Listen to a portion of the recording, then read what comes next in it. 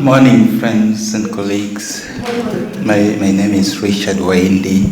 I work for Dementia Africa Foundation. When I looked at the program last night, I noted that there is an element on dementia discussion. And that's something that we hold very close as we work with older people who are most vulnerable to dementia. So I look forward to learning a great deal from the stakeholders here. Thank you.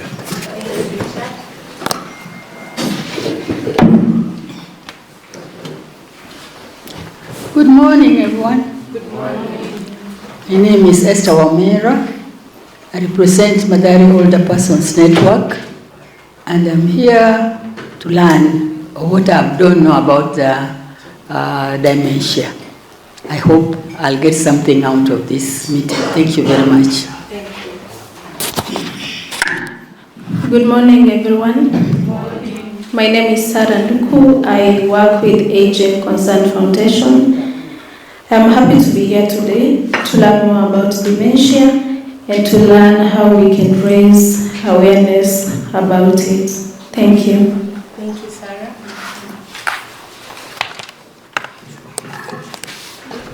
Morning, everyone. Morning. My name is Cindy Charity. I work with Sukun, and I'm glad to be here. I want to learn more. Thank you. Good morning, everyone. Good morning. Good morning once more. Good morning. My name is Nasike Kisaka from Sukun, and I'm here just to understand what dementia is. I think sometimes we just use terms without really understanding the depth of the words we use. So I'm here to enlighten myself and learn. Thank you. Thank you. Good morning, everyone. Good morning. My name is Bernadette Mosioka, working with Ethel Foundation for the Aged, and I'm looking forward to learn more about dementia and to understand. Thank you. Good morning. I'm Faith Agireta. I'm an intern at Ethel Foundation, and I'm here to learn more. Thank you. Thank you. Good morning. Good morning. Father Colonel Omondi Oredo. I work in a parish and I meet these people on a daily basis. And sometimes I don't know what to do. So I hope this will help me a lot. Thank you. Good morning, everyone. My name is Rosemary. Representing ADOK, representing Elizabeth Mutunga. I would want to see more solutions on dementia. Hi. My name is Salma Erimo. I'm an intern at Senior Women Citizens for Change, and I'd like to learn more about dementia. Good morning. My name is Pauline Makwaka. I am the director and founder member of Senior Women Citizens for Change.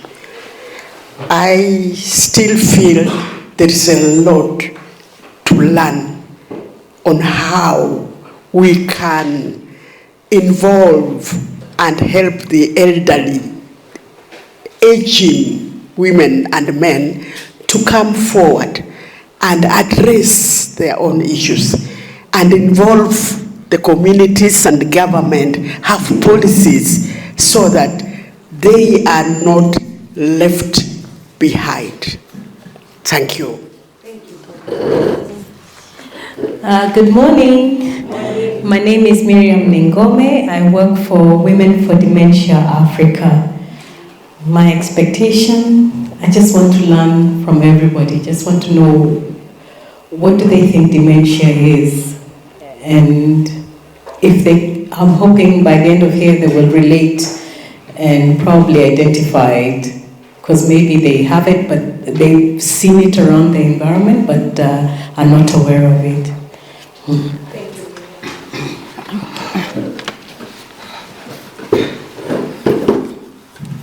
Morning, everybody. Good morning. My name is Sarah Irongo. I want to learn more about dementia. I live with diabetes for the last more than 20 years, And I understand and I know that diabetes is one of the risk factors for dementia. What is it as a member, as somebody who has lived with diabetes for this long, what is it that I can do to prevent myself from heading the dementia way? And there are dealt with very many people with diabetes and hypertension. What is it that we can do to help them to, from progressing to dementia? Thank you. Thank you, sir. Good morning, everyone. Good morning. I'm Salim Mohammed Salim from Kibera Daycare Center for the Elderly, and today I'm here to learn more about dementia and how can we help our elderly in the community and sensitize them to know more about dementia. Thank you.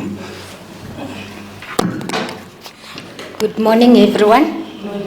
My name is Mary, and I have a foundation called Wasam Care Foundation, and I am the founder.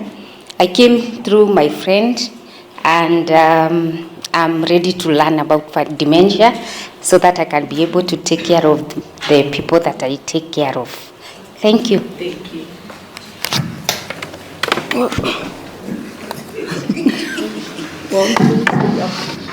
Good morning, everyone. Good morning. My name is Lucy Werimo. I'm the founder of One Touch, One Life organization. I work with the community, and I'm here to learn about this dementia. Dementia is misunderstood, and I would want to know how I would educate my community to know about dementia and how to deal with it in our community. Thank you. Thank you.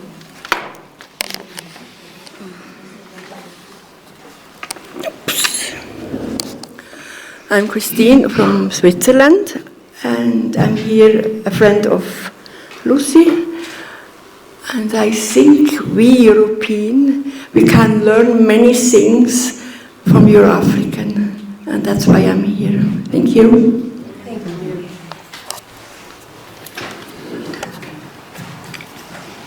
Good morning, everyone. Good morning. My name is Ruben Gushu. I work with an organization called Nairobi County People with Disabilities. It comprises of several CBUs coming from the 84 wards in Nairobi County, people with various disabilities. And I'm very happy today, I'm very glad, because I would like to hear from the speaker or from anybody else contributing or telling us more about disability and aging.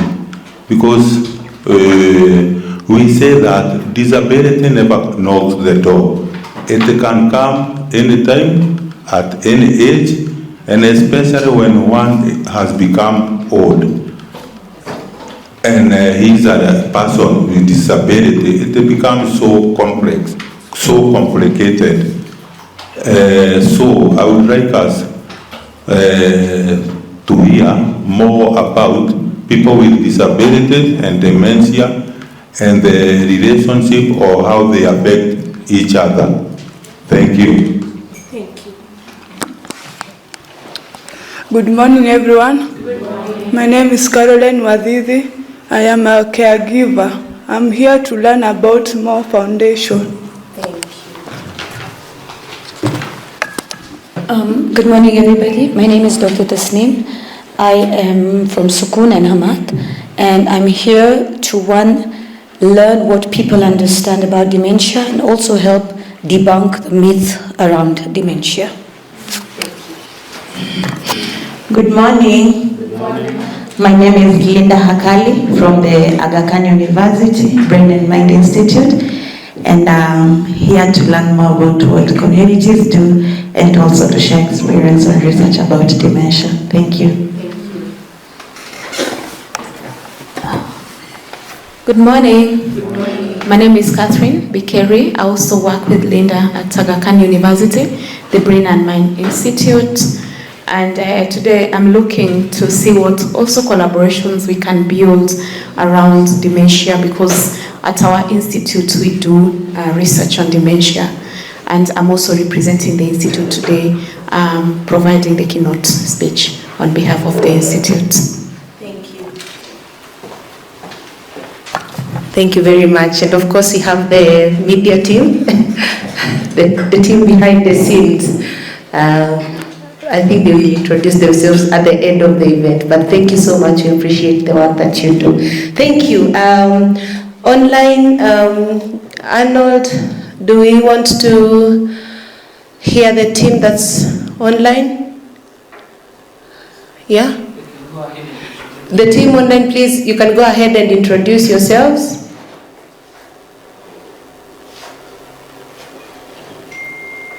We should be able to.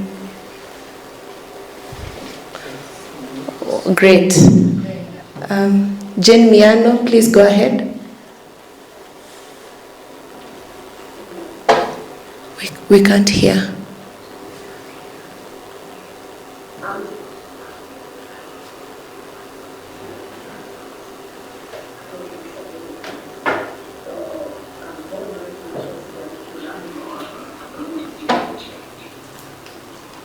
Thank you, Jane. We have Dr. Martin Mwita.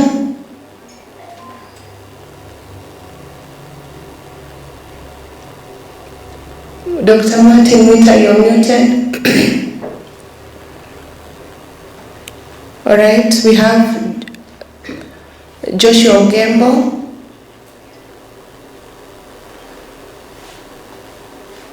You could just unmute yourself and introduce yourself.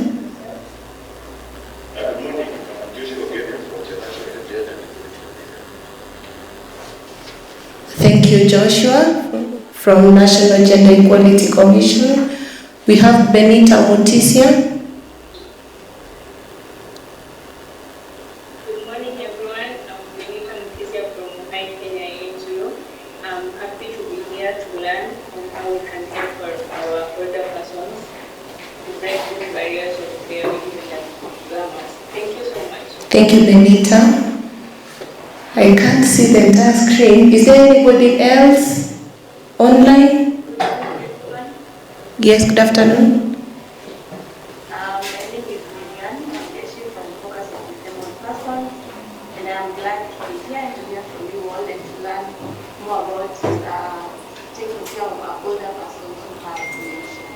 Thank you. Thank you, Marianne. Good morning, everyone. My name is Lucy Moria, and I'm the CEO and founder of the Kenya Providing Organization. I am here because older persons' issues are very close to my heart, and they are usually affected by dementia. So when they saw the topic, I was very much interested in being part of discussing way forward and what we can do to help them. Thank you. Thank you, Lucy. Thank you, Lucy. Anybody else? Good morning. Yeah, my name is Lucy. I'm the Trackers Elder Organization.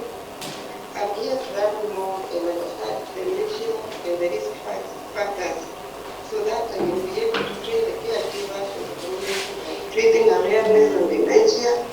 I've been realized in my organization when the older persons are affected. Thank you so much. Thank you, Lucy. Welcome. Anyone? Yes, welcome.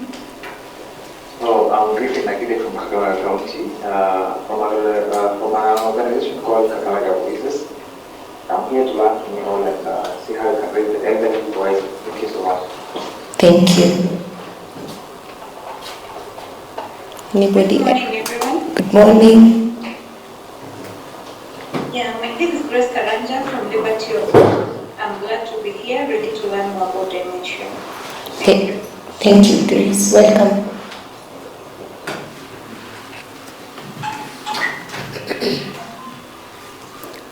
Is there anybody else online that has not introduced themselves? All right. Thank you. As you continue to join in, please drop your name and organization on the chat box, and we'll proceed. Thank you very much for that quick round of introduction. At least now we know each other. We are happy. For the people that have never attended our monthly discussion forums on aging, I'd like to welcome you warmly and tell you that we host these forums every month, precisely the last week of the month, and this is our 5th edition, and we are happy that you can join us. And we hope this to be a national platform where we provide dialogue and conversations on aging. Why? Because the older population is the fastest growing population in Kenya right now, and for some reason their issues are often left out, especially in a population where the majority are young people.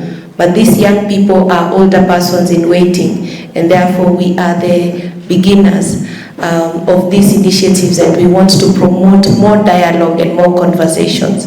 Yes, Arnold? There's a hand from John Chege. John Chege, you can introduce yourself.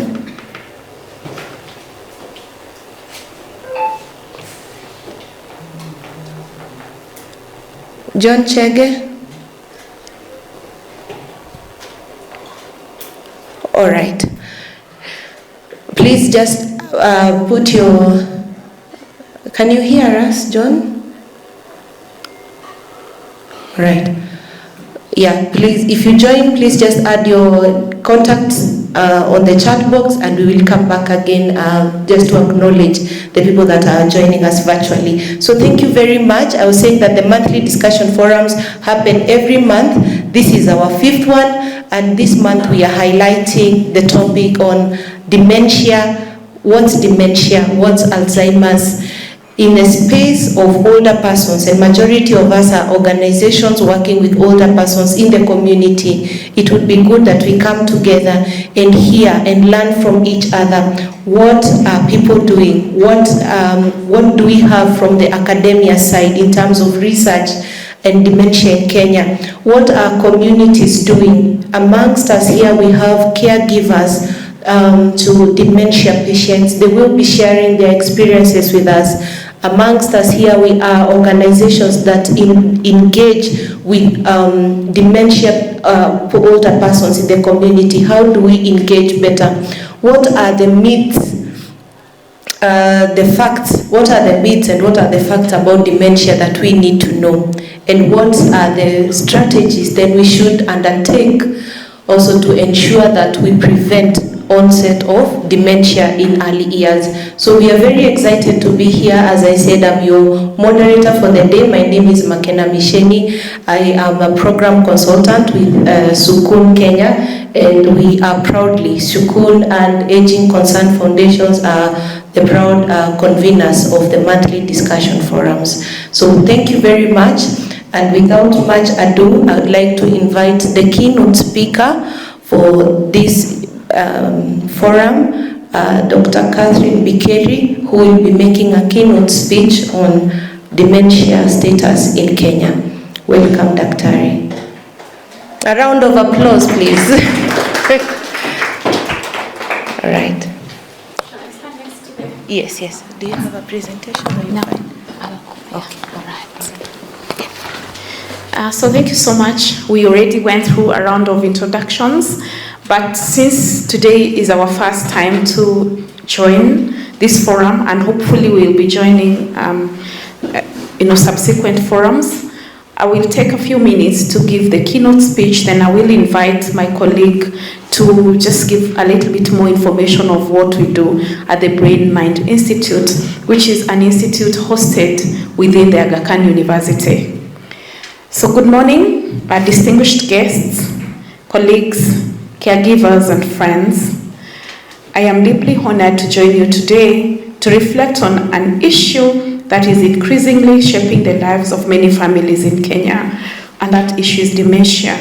So my task this morning is to speak about the status and prevalence of dementia in this country, but I will also share why this is more than numbers and why our response must combine science, empathy, and action. So globally, the World Health Organization estimates that nearly 60 million people are living with dementia, with almost 10 million new cases every year. But what is particularly striking is that over 60% of these cases are in low and middle income countries, where our country is part of. The Lancet Commission has also reminded us that dementia is not an unavoidable part of aging. It is actually it is avoidable. It is not normal. Nearly half of all cases worldwide could be prevented or delayed if we address modifiable risk factors across the lifespan. And some of these things include education, hypertension, hearing loss, social isolation, depression, and physical inactivities. The figures that have been provided are global, but they matter profoundly here in Kenya, where, as our moderator has rightfully said, our aging population is growing rapidly. Now let us turn to our own country, Kenya. Kenya does not have the national prevalence studies on dementia that can give us the same precision we see in Europe and North America. We do not have that information yet. However, emerging evidence and community level studies suggest that dementia is a significant and growing concern.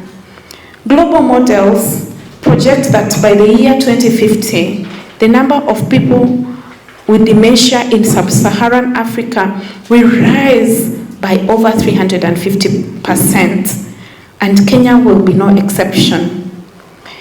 In Nairobi and Kilifi, some of the research that we have done in our institute, qualitative research has documented increasing reports of memory loss, confusion, and functional decline among older adults, often but unfortunately dismissed as normal aging. In rural areas, families are caring for elders whose symptoms are clear, and they are clear to clinicians but rarely diagnosed formally. This means that dementia is both under-recognized and under-reported in our health system. What we do know comes not just from statistics, but also from lived experience. Caregivers in Kenya describe the immense burden of care. They report that they are not trained. Some have to leave their jobs to take care of their elderly. The cost of caring for dementia is high, and dementia is also a disease or a condition that is hard to both diagnose and manage. To make matters even worse, there is stigma associated with dementia, where it is been thought that it's witchcraft, and people have been hurt. You know, we have seen the elderly even being lynched and burned with accusations of witchcraft because they have shown signs of dementia. So these are not isolated stories. They point to a pattern of limited awareness, delayed diagnosis, stigma, and insufficient support structures.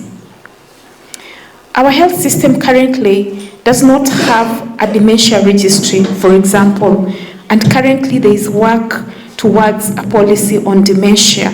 Few clinicians are trained to diagnose it early, and medications, when and if available, are often very costly.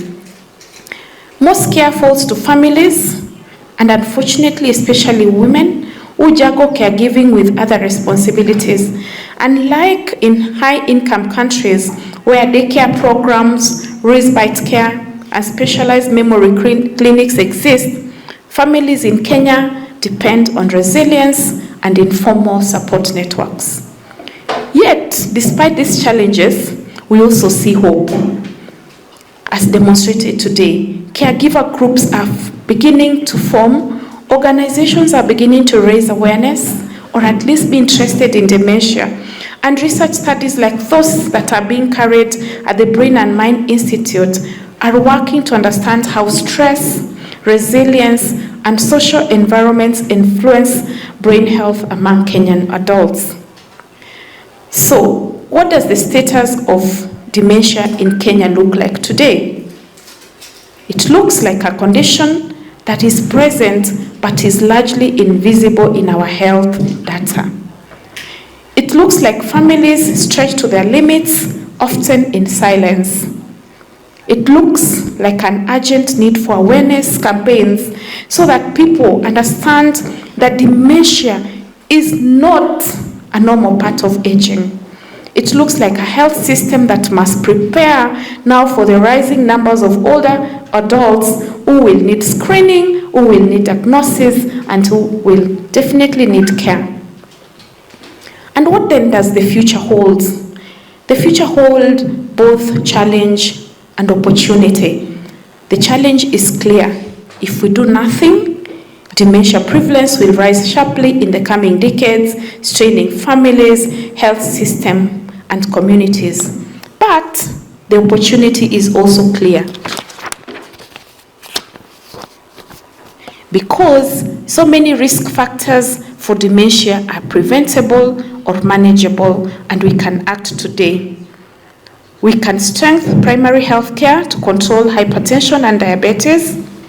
We can ensure children receive quality education, since education is protective against dementia in later life. We can promote social engagement and physical activities for older adults, and we can invest in local research, caregiver support, and stigma reduction. In short, the status of dementia in Kenya is that of a condition hidden in plain sight, deeply felt by families, but not yet visible enough in policy or national health planning. Its prevalence is rising, even if our data is still catching up. If we act now, however, we can shape a future where dementia is recognized early, supported compassionately, and addressed through evidence-based prevention and care. Dementia is more than a medical condition. It is a test of how we honor our elders, preserve dignity, and prepare for the future.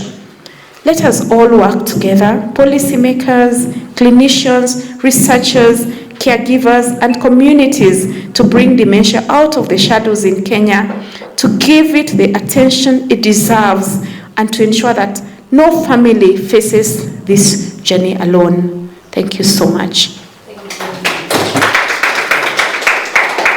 Now I will invite my colleague, Linda, to just take us through what we do at the Brain and Mind Institute in regards to research around dementia. Let's give her a round of applause. Thank you. Thank you, Catherine. So I'll take us through what we do at the Institute. So Brain and Mind Institute at the ADOK University has been there for the past 5 years, since 2020. So we do a lot of research around brain health, and with brain health, we focus on aging. So we have a couple of projects that are focused on lifestyle interventions to be able to understand in terms of what does healthy aging mean in our context. So our research is based in Nairobi, and we also do work in Kilifi County. So at the initial stages, we wanted to understand. Before you go into a community, you basically need to know what the issue is. So we did a rapid, we call it a rapid ethnographic activity, where we had an opportunity to speak to community members to understand what do they understand by aging. And we were able to get a lot of insights in terms of actually how people view something like memory decline, cognitive decline as a normal aging process. And one of the things that we are trying to do within our research context is to ensure that people are able to understand basically what healthy aging means, as opposed to looking at it from a point of aging comes from a point of being predisposed to so many types of illnesses, including dementia. So we have a couple of projects that focus on being able to understand from a community angle in terms of how caregivers burden on handling or dealing with patients with dementia. And besides that, we have a project on resilience. So what exactly is resilience in aging? A couple of things we've been able to do is to ensure that the tools we use in research make sense in our setting, because how we conceptualize aging in Africa is totally different with how in Europe they would conceptualize it. And using tools from the north, coming to use it to the south might not work for us. So one of the things we focused on is to ensure first that the tools we are using are actually specific to our context. They make sense in Kenya. So when we say somebody is not thriving in Kenya, what exactly do we mean? Because I'll give an example with one of the tools where if you're using, for example, charcoal as a method of cooking, it actually shows some level of deprivation. But in our setting, is that really true? Not necessarily. So those are some of the things we're trying to do to ensure that we are able to conceptualize this, and through this get like sufficient data. As we've said, there's scanty or limited data in terms of what is the prevalence estimates of dementia in Kenya, in Africa. So be able to showcase with the data from our own people. These are studies that are ongoing. They are currently hosted at the Aga Khan University. So one of them, as I've mentioned, is we are doing a trial on lifestyle intervention, things to do with nutrition, exercises, just to see what, and even social activities that relate to how people age. And besides that, we incorporate a couple of other procedures, including MRIs, just to see like what's the difference between different groups of people in terms of aging.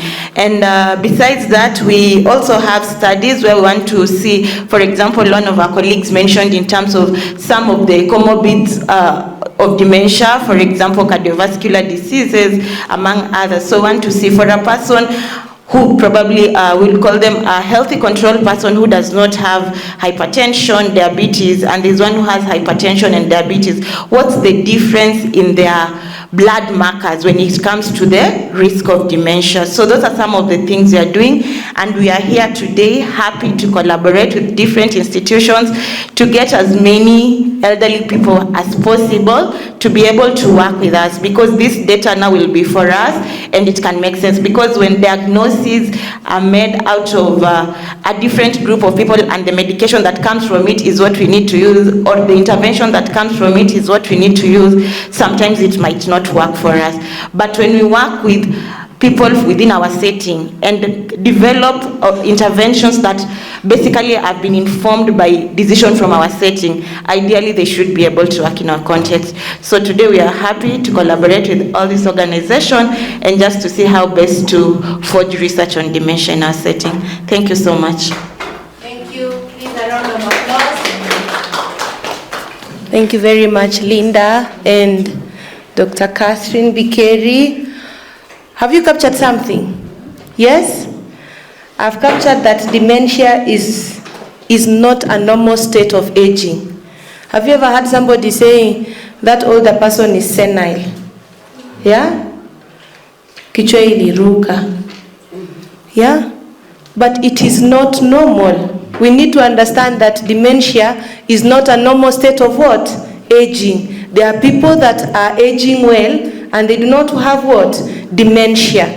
And that I've also heard that it is a condition that is present but invisible, deeply felt by family, yeah, but unseen in the society. Is that true?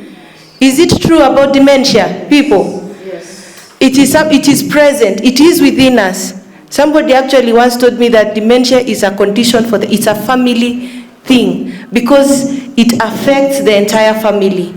So are we getting something? Thank you very much, Aga Khan University and the Brain and Mind Institute for the work that you're doing. We are keen. These here present are organizations for older persons in the communities, and we would like to know how best we can support, participate in the research that you're doing, and also use us to disseminate the information in the community and in the ground. So I want to open the ground briefly. Do we have any questions, any comments, any feedback? And then we have now the panel discussion. plenary. Are we having any questions? And virtually ensure that we are admitting, there are some people that are still complaining they are not able to join. Ensure that on the way there is nobody waiting. Do we have any comment, questions, reactions? Team? Yes, I can see one hand up. Is there any other hand up? Okay, 2 hands up. Online, is there any question? Any hand up online? So we have 3 hands up. So we'll start with Sarah.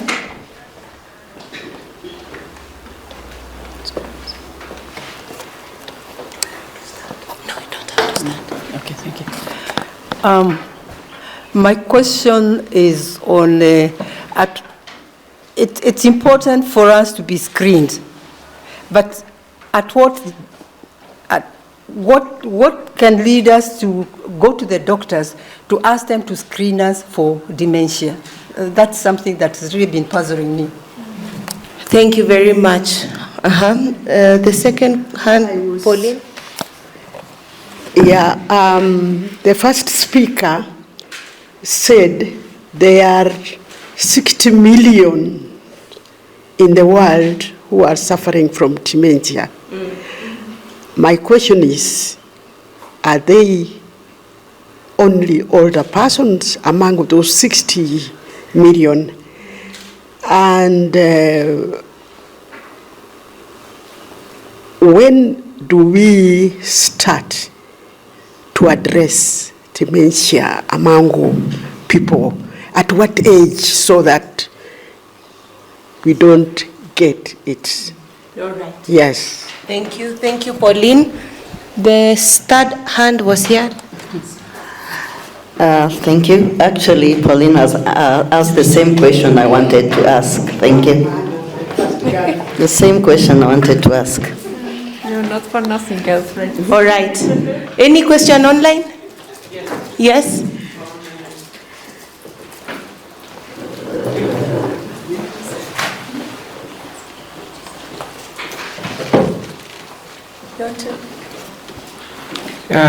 Feel free to unmute yourself and ask the question online.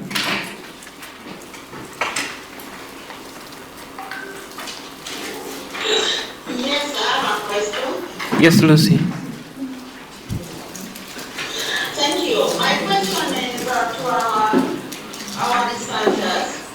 I've been in the West, and I don't know if it is not visible in Africa with the black people. Is the rate of catching that dementia the same with the Western countries, or is there factors that could be triggering it more there in the Western countries than Africa? Thank you very much. Thank you, Lucy. Vincent? Yes, thank you, confirm if you can hear me. Yes, we can hear you. Yes, my name is Vincent from the Global Peace Foundation, Kenya. This is a very timely conservation happening here. So my concern is, if you go to the villages right now, you find that the senior citizens, majority of them have been affected. I stay in Kasarani and I see, especially the Rwandese and also the Burundi community, there are a lot of elderly persons around and they are very energetic. I don't know whether it's the food or what they're eating, but the question I'm asking is, my concern or comment I want to make is, in this particular conversation, is it possible to come up with a position record to influence the government to have homes for the elderly in all the constituencies? Because you find most of them have spent a lot of their energy, a lot of their resources educating their children, and now educating their grandchildren. And then when these people become of age and are also able now to move out from their grandparents or their parents' home, they normally are left suffering and nobody is there to provide for them as the energy has gone down. So is there a position paper at the end of the day? Can we be able to come up with a position paper to influence the government to have homes for all the constituencies as a affirmative action strategy? Thank you for that question, Vincent. Do we have any other question online?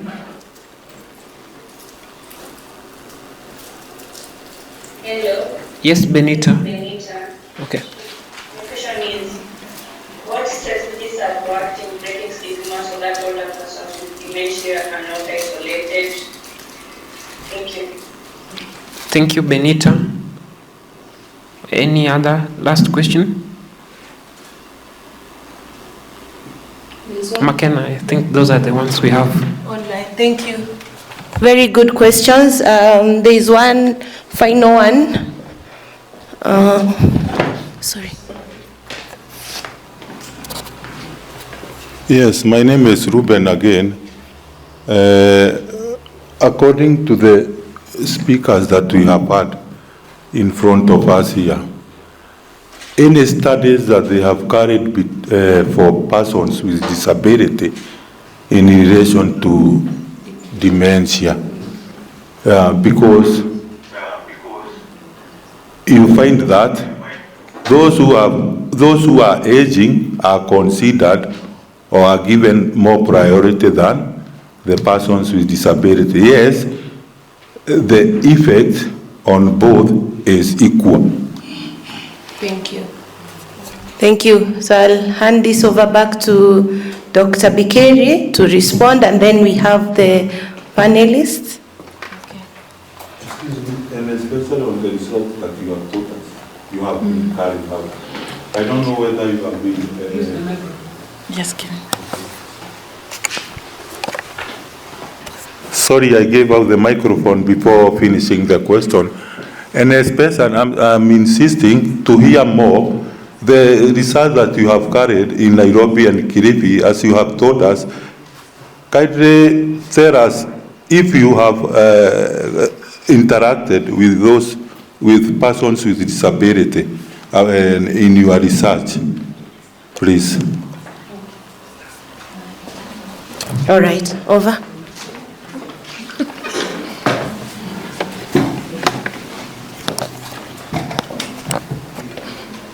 So we came, two of us. We are going to support each other in answering those questions. So the first question is, how do we know when to go for screening?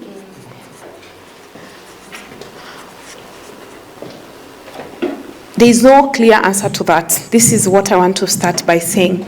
We still have a lot unknown about dementia, especially amongst Africans. However, there are early signs and symptoms to development of a dementia that we can talk about as we get into the panel, discussion. Problems with memory. However, our research, we have established that, subjective memory loss, when you're feeling like I'm being very forgetful nowadays, sometimes is not necessarily a direction that someone is developing dementia. So in terms of regular screening for dementia, we still do not have things we call like blood markers that someone can test your blood and say that they think that you're developing dementia. So diagnosis is delayed for a lack of the expertise and the facilities for early diagnosis. So usually people who land at the hospital is because they have started developing a little bit serious symptoms of dementia. Forgetfulness, problems with thinking, they are struggling with making decisions, their personalities are beginning to change. They really are, families can see that this person is not, the way they used to be. Sometimes they are not even able to continue with their work. They are not able to recognize people they know. So normally the symptoms, by the time families are taking their loved ones to the hospital, is because they have seen these symptoms. But there is no, the way we screen for cancer, we screen for diabetes, we still do not have those screeners in our context that you can say, let me go check if my DNA predisposes me to dementia.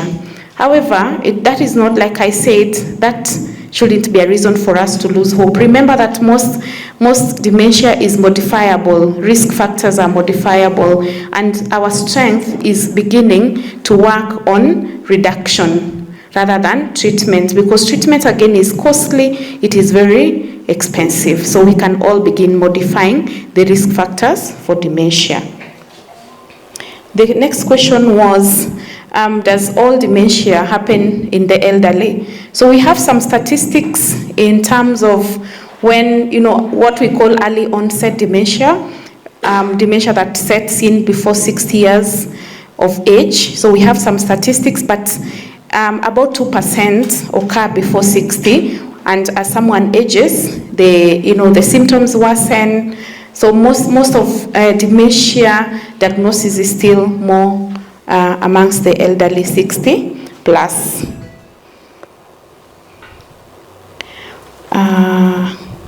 So the other question that I'll answer before my colleague comes and answers is it that there's more, there's work being done in the global north, the Americas and Europe around dementia. Is it that, they have more cases? I think it's the opposite. Remember, we say that soon the biggest burden of dementia will be in our countries. So it's because for them they have visibility, they have invested in research, they have been doing this for much longer than we have done. They have invested in research. Whatever medication is there for dementia treatment is based on studies that they have done. Our countries, for example, the amount of investment that is put in research is almost negligible. So we totally depend on other people to come and fund our research so that we can know things about ourselves, unfortunately so. So the burden is with us, but the intervention are in the north, in the global north. So I hope that answers. Thank you. My colleague now will talk about persons with disability, put in her word on what she thinks about her position paper, and also Benita had a question that we didn't hear. Maybe she can repeat. She's online.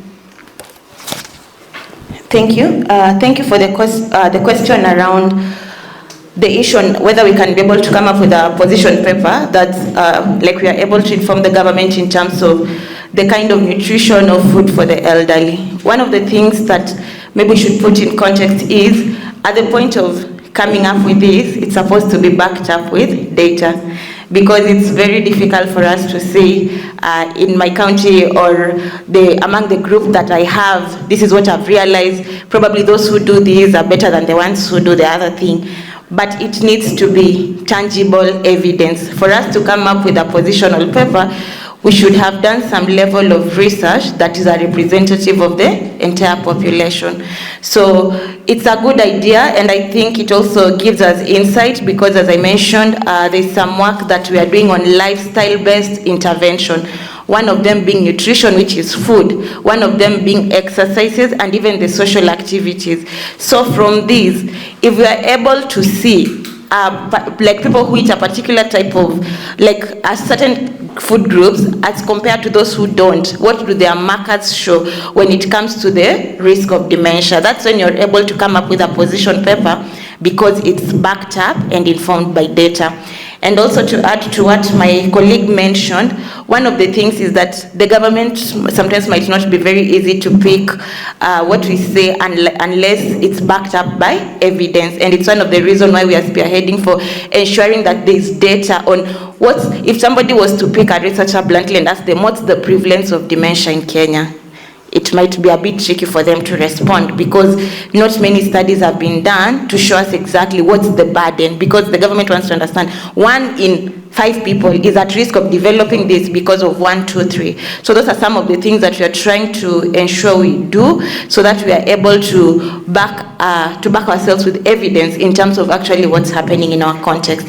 Then the question around persons with disability, yes, our studies also, like, it's not specifically focused to persons with disability, but basically when we invite everyone within the population. So the only time where maybe someone comes in, probably they have a disability and they're not able to join into a study, is if at all, based on the condition that they have, or in case there's any medication that they're taking, it has any risk with relation to the activities that they're doing, that's when they'll be excluded and explained for very clearly.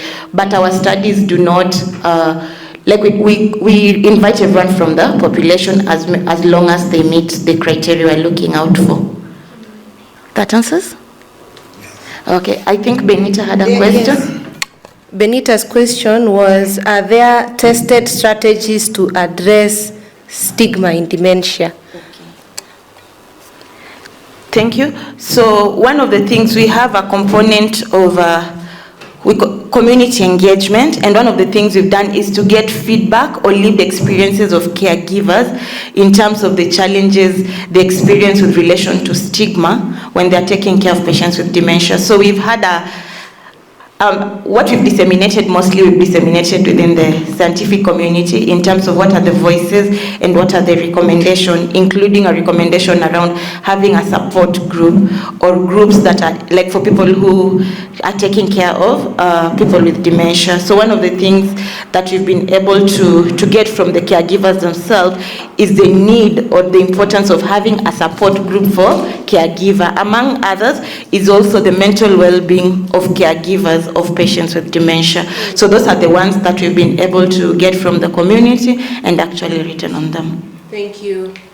Thank you, Linda. It's an interesting discussion, right? Are we getting something? Are we getting something?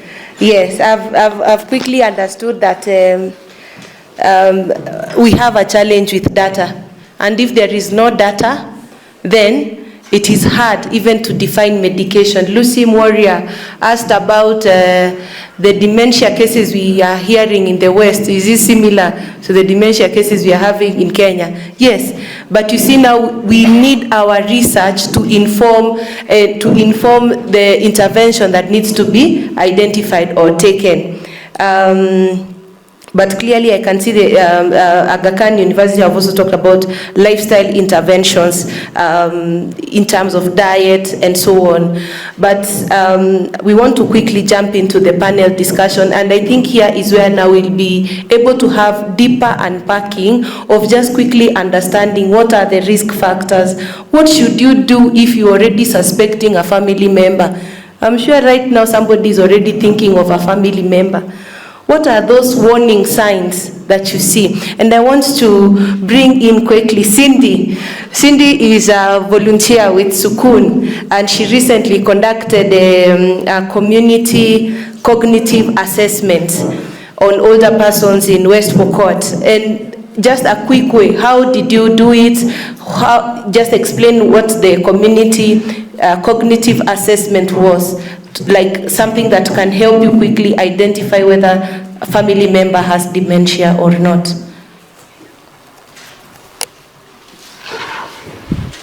Thank you. I recently conducted an assessment in Kapinguria. So we were looking for risk factors for dementia. So maybe I just mention a few things that I noted. One, within the rural areas, healthcare, especially in terms of dementia, is not really a priority. The older persons, their caregivers, they don't even know really what dementia is. They don't even see a need to take their older persons, even if they have the cases of dementia, to hospital. So one, that is a major issue. Second, I found that the healthcare system, also there is a gap, because I believe if we are taking older persons to hospital, there should be a level of diagnosis, but there isn't. Most of the elderly are just taken home. Out of all that I screened, despite their complaints, and despite those that I screened and I saw a risk of dementia, none of them was on treatment, and none of their caregivers was even given any highlight or that their parents would be like suffering from dementia. So I believe forums like this are very important, but even more important there, because there is such a need for sensitization in the rural areas. So I'm just grateful that we are here. As we start here, that the information disseminate into the rural areas. Thank you. I hope I answered what you wanted. Thank you very much. Thank you, Cindy. And that is just a community highlight of how misunderstood dementia is. Dementia is just misunderstood that if you get to a certain age, you will get dementia, you start forgetting things, and it is normal. And and families, sometimes because they don't understand it, you're probably hidden, and that is where the stigma comes from. But Linda has explained that sometimes the caregiver support to caregivers, or having a support group. The mental wellness of the caregiver is important, and it helps improve the quality of life of the dementia patient. And this is something we need to think about even as families, that first of all, dementia is a progressive disease. It does not start and stop. It progresses, and it is chronic, and we do not have a medication for it. But there are care plans. Some of the caregivers here will share their experiences. It's a condition that takes years. Some family members go up to 17 years with a family member progressively. What does this do to the family member that is solely taking care of this patient? And what is the role of other family members, even in providing respite care, respite support, in a way that a family member can actually be given a break and somebody else comes in and takes care of this patient. So this is a very rich discussion, and we will be continuing with it. Father, I can see your hand is up. That's okay, but I'll be calling quickly the panelists to the table, and then we proceed. So over to you quickly. Just wanted to, from what you have mentioned, because we also do intergenerational programs, and one of the things that came out is the drug addicts, young people. Can this contribute, when you start maybe the drug addicts at an early age, can this contribute to dementia at a later stage in life? Yeah. Okay. Well noted. That question will be quickly addressed, and now I want to call out the panel. Yes, okay, please proceed. Okay, McKenna, I was thinking the question which was asked to the researchers about the people living with disability, I don't think it was answered to my satisfaction. And I'm thinking the person who asked the question was asking if they are doing research on dementia, have they particularly remembered that there are older people who actually have a triple problem. Someone is old, someone has a disability, and now someone has dementia. Have they not just invited them for the event, but have they included them in their study? Because it is actually something of very big concern. I'm thinking that is how the question should have been. And also, I would like, as you continue, before they sit down, about now my experience with the society here in Kenya, because I've worked with the dementia people abroad. They confuse a lot between psychiatric cases and dementia itself, because dementia is a degeneration of the brain. So when they see someone has started changing, maybe forgetting even going home, maybe talking things that are not understood. Immediately they think this is Madare case. So to our researchers, how do we handle that? How do we differentiate to a regular person a difference between psychiatric case and when dementia is crossed? Thank you. Thank you, Lucy. I think Dr. Catherine has captured that. Dr. Martin Muita, your hand is up as well. All right, Jane Miano, and then we come to Dr. Martin Muita. Jane? Yeah, what I'm saying, and especially to the gentleman, is that as we age, those who have disability, it gets harder. Because right now I have one lady who has dementia, and because she has been handicapped as she ages due to non-communicable diseases, and it is getting pretty hard to handle that lady. Because when you tell her, can you sit here on the wheelchair, or you try to lift her, she will actually even bite you because she's wondering where are you taking her.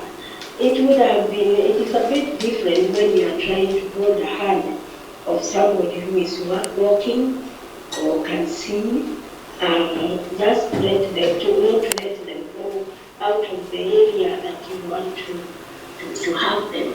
But for somebody who has a handicap in a way that they cannot move, it is becoming pretty difficult. In fact, that little needs to see a psychiatrist or somebody or what? Yeah, somebody. But I don't know. Dementia has no cure, I hear. And so those who are caring for such a I think it's very, very hard, pretty hard. And so one can be prepared in one way or the other because aging is normal. But dementia is heavier than the other diseases. Thank you, Jane. We hear you. We hear you, and we've captured that concern. Indeed, dementia can be a bit heavy, especially with also other chronic conditions. Jane Ongachi, you had joined. Do you want to ask the question here and also make your remarks? Right. So we wait for Jane. Dr. Muita, Martin Muita, your hand was up. Yes, good morning, and thank you very much for organizing this forum. My name is Dr. Martin Muita, and I have a I'm a retired infectious diseases epidemiologist.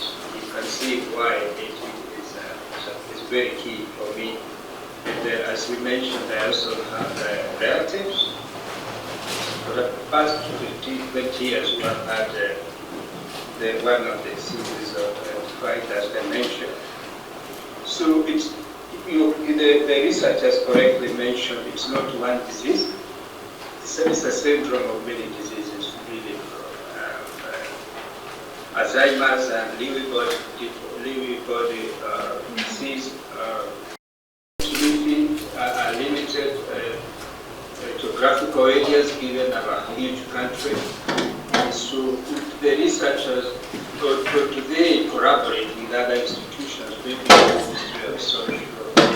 Ministry of Social Welfare, social protection, Ministry of Health, etc., to ensure that data is collected across the country, because dementia is everywhere. We have different populations, different experiences, and probably having a national database for evidence generation for different management styles. This could be helpful. And one of the things which can be done is especially with the Ministry of Health has a surveillance program, which is countrywide, especially for diseases of potential epidemics and pandemics, etc. They have a database which is ongoing. The other countries such as review or explore how to piggyback on that data, national data collection system, so that we have that database. So of course it will be led by the government, but then I think Agakani will be a good catalyst. But related to that, other institutions, I don't know, university or university and others, are they involved? Then the second comment is on dementia is not one disease, as I can tell you, has mentioned. So there's no one test that can identify dementia as a group of test. So our clinicians, our health workers, are trained to identify who has dementia, that diagnosis will get to that. It's not one test, it's a collection of information over time. Then say, okay, I think you have dementia. And let me stop there. Because it's at that point I was just listening to the previous speaker about stigma and people being tied their hands, treated like weaponized, crazy, something like that. I think one of the things we need to advocate for, maybe it's happening, I'm not in the country as I speak, but maybe through the media, newspapers, maybe local radio stations, to sensitize our populations. Over time, not a one-time thing. Let's say every week there's a program for 2 or 3 or 4 years, so we really appreciate what it means, and then we stop handcuffing people. I think this needs to be taken seriously. Thank you. Thank you, Dr. Martin Mwita. We've captured your very rich feedback, and I'll be calling back Dr. Catherine Biketi to come and just respond to those questions, but also let's introduce the other panelists. We have Dr. Tasnim Yamani, a geriatric doctor, and she will be participating in the panel as to respond to some questions regarding dementia. We also have Miriam Ningome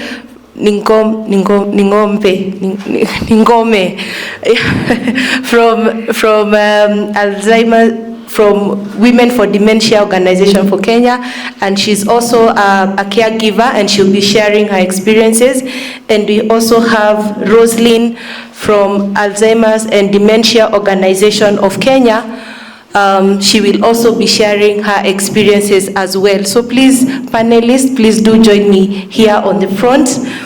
And as you do that, as you make your way here, I'd like to acknowledge the presence of Madam Shakira Kawaja, the founder, Sukun, and we are really glad that you're here. Do you want to make some remarks, please? As the panelists, please join us here on the front.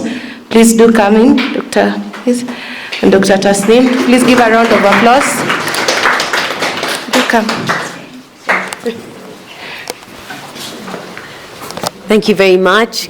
Good afternoon. Good afternoon. Good afternoon, everyone. Yeah. It's actually very nice to see that these forums are growing. I think that is exactly what we're trying to do here. Yes. And I'm just very grateful that we have had an opportunity to come together. Thank you, Father Cornell, for giving us an opportunity to be here today.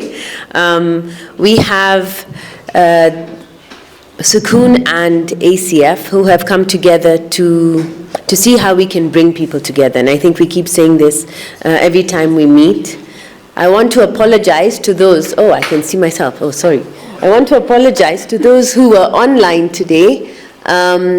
I think what happened is that we did not communicate perhaps to you when the virtual session was starting. What we're trying to do is see how to combine the virtual session with a physical one. And I think as the sessions go on, we'll get better and better. So our apologies for that. And thank you for your patience, and please be there again next month. Let's not stop meeting. What's nice is that we'll get together, have something to eat, and have an opportunity to talk to each other. So the most important thing is for us to get together. Once we come together, then we can think about what we want to do when we come together. And I think your ideas are extremely important. Please do give us your feedback. Tell us about the things you want to speak about, the things you want to hear, the things you want to contribute to, and then we can see how to take it forward. But we start off with getting together. Thank you. Thank you. Great, wonderful. Before the panel comes in, I want to quickly give Dr. Catherine to comment on some of the questions. Yeah. Thank you so much, and I respect the time of the panelists, so I won't be long. The last questions were really comments, and we have taken that feedback that we need to have an inclusion policy or something that includes the elderly and those who are disabled or who have the triple burden of being elderly, disabled, and possibly already suffering with dementia. That is feedback, and it's been acknowledged, and thank you so much for that. There was a question on differentiating psychiatric problems vis-a-vis dementia. I think that's a question that Doc will be able to answer. I think we should give her that respect because I believe she probably is a psychiatrist. So I want to leave that question to her to address as she goes through the panel. And one last thing that I want to just put across is that dementia as the collection of disease is progressive. So during early diagnosis, someone does not go down at once. It takes time. However, how we treat them is as if they are now totally disabled. Someone begins possibly with forgetfulness and losing memory, but we think that now they cannot make decisions for themselves. So remember that we must realize that they are dignified. They have not become totally disabled. They still have their mental capacities, their cognitive capacities, and they should be involved in their own care and in their own decision making. Thank you so much. Thank you. Thank you, Catherine. Please, a round of applause again. The reason why we actually come here is that then you network, and I think from here, please let us take the contacts of the team from the Brain and Mind Institute, Aga Khan University. They are doing a lot of research on dementia, especially in Kenya, and it would be something that would really richly contribute. And we also appreciate your presence in this meeting. So I'll come to you. Let's quickly just acknowledge the panel. We have a rich panel present, Dr. Tasneem, Roslyn, and Miriam, and I'll be joining here yourself by myself. All right, so quickly, we start with Dr. Tasneem. Just introduce yourself, and I think you could answer one quick question. How can a family diagnose somebody with dementia? What are the quick risk factors, and what are the immediate care plans? Over. She threw a question my way, so let me answer that one, then I get to yours. So when it comes to depression and dementia, psychiatric illnesses and dementia, as we are aware, it is more of an older person condition. So comprehensive geriatric assessment really helps with that, because when you're doing a comprehensive geriatric assessment, you are going to screen for dementia. You're going to screen for depression. You're going to also screen, you'll do what we call a GD7, a GDS. These are all tools we use so that if there is any overlap between cognitive impairment and mental health issues, you're able to differentiate in that moment. Because correctly said, a lot of times patients with dementia are assumed to only be depressed. Or people with depression, it's not even picked up because you assume memory loss is always dementia. So that differentiation comes with a comprehensive assessment. So it's a very important tool that geriatrics uses to be able to get very clear direction on what is going on with a patient. All right. Yeah. Thank you.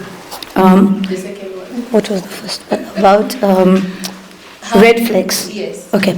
Red flags of dementia are many. Early dementia is a very easily missed condition.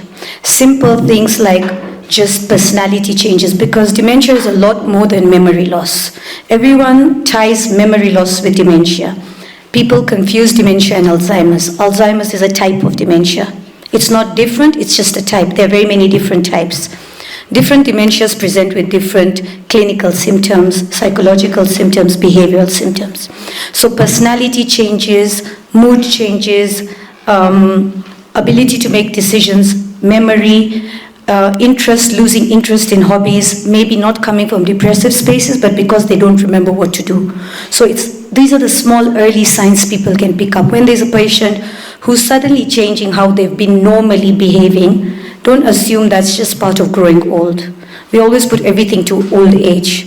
Somebody becomes quiet, oh, they're tired, just let them be. Somebody becomes angry and irritable, they're just being an old, grumpy, grandma or grandpa. So we want to change that narrative because changes in personality, behavior are very easy to miss.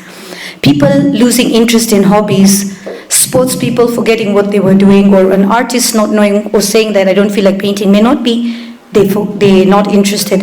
They may genuinely see that paint and not know what to do but feel embarrassed to say it. So these are the small early things that one can pick. Missing meals, weight loss, this is something that's usually picked up far later, especially when you're not living with the older person and you go to visit and there's just drastic weight loss. You don't realize that they have been forgetting meals. You assume maybe they're not being fed or they're being difficult about meals. So it's always good to now at that point get into a comprehensive assessment. Thank you. Thank you very much. And now I'll pass over to Rosemary Kaboi. Yes. And Rosemary is a caregiver and also she's representing Alzheimer's and Dementia Organization of Kenya. So Rosemary, please share with us your journey as a caregiver and why ADOK. Okay. Thank you. Where do I start with the journey? So let me start with where I am currently. I am on a break from caregiving. Why I say this is because we are 5 of us. We do take care of our mom who was diagnosed back in November of 2021. So we are nearly clocking 4 years. And I've been on a break from last year, November. We do a rotation basis. So it's not advisable to move the dementia patient, but for us, it works. That way, we don't experience fatigue or the burnout, which is quite common. Yes. Okay. Yes. Why ADOK? Why ADOK? By the time I was reaching out to ADOK, or when I was calling the helpline, Elizabeth, I was struggling. Let me just say that. We were struggling as a family because we did not know how to navigate dementia. We were Googling and getting all sorts of things. There are things that even people tell you it's maybe there was a marriage tradition that was not fulfilled.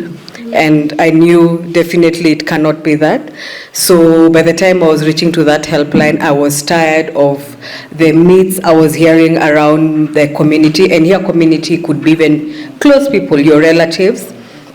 So I found a family that understood me. And I think because the diagnosis happened in 2021. So by the time I was reaching to ADOK, it was 2023. So you can imagine that period. You've gone through the whole denial, getting second opinion, third opinions. So by the time even you're realizing, okay, this is also progressing, and you also need help from people who are there. And I remember the lady I called, she was Grace, and for the first time, I got somebody who was completing my sentences. We weren't overthinking the things that we were going through as a family. So ADOK was a helpline for us, and it has been.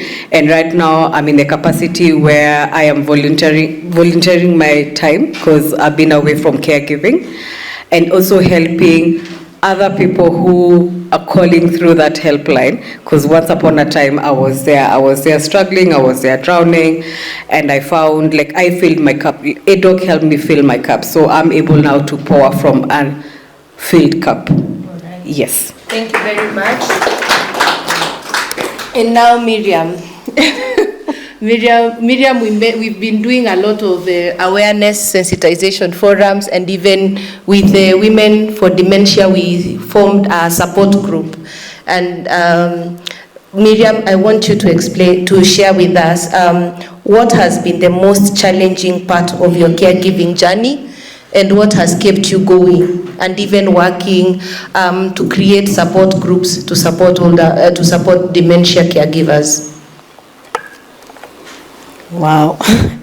Mine is still so raw because I didn't join Women for Dementia Africa because I knew dementia.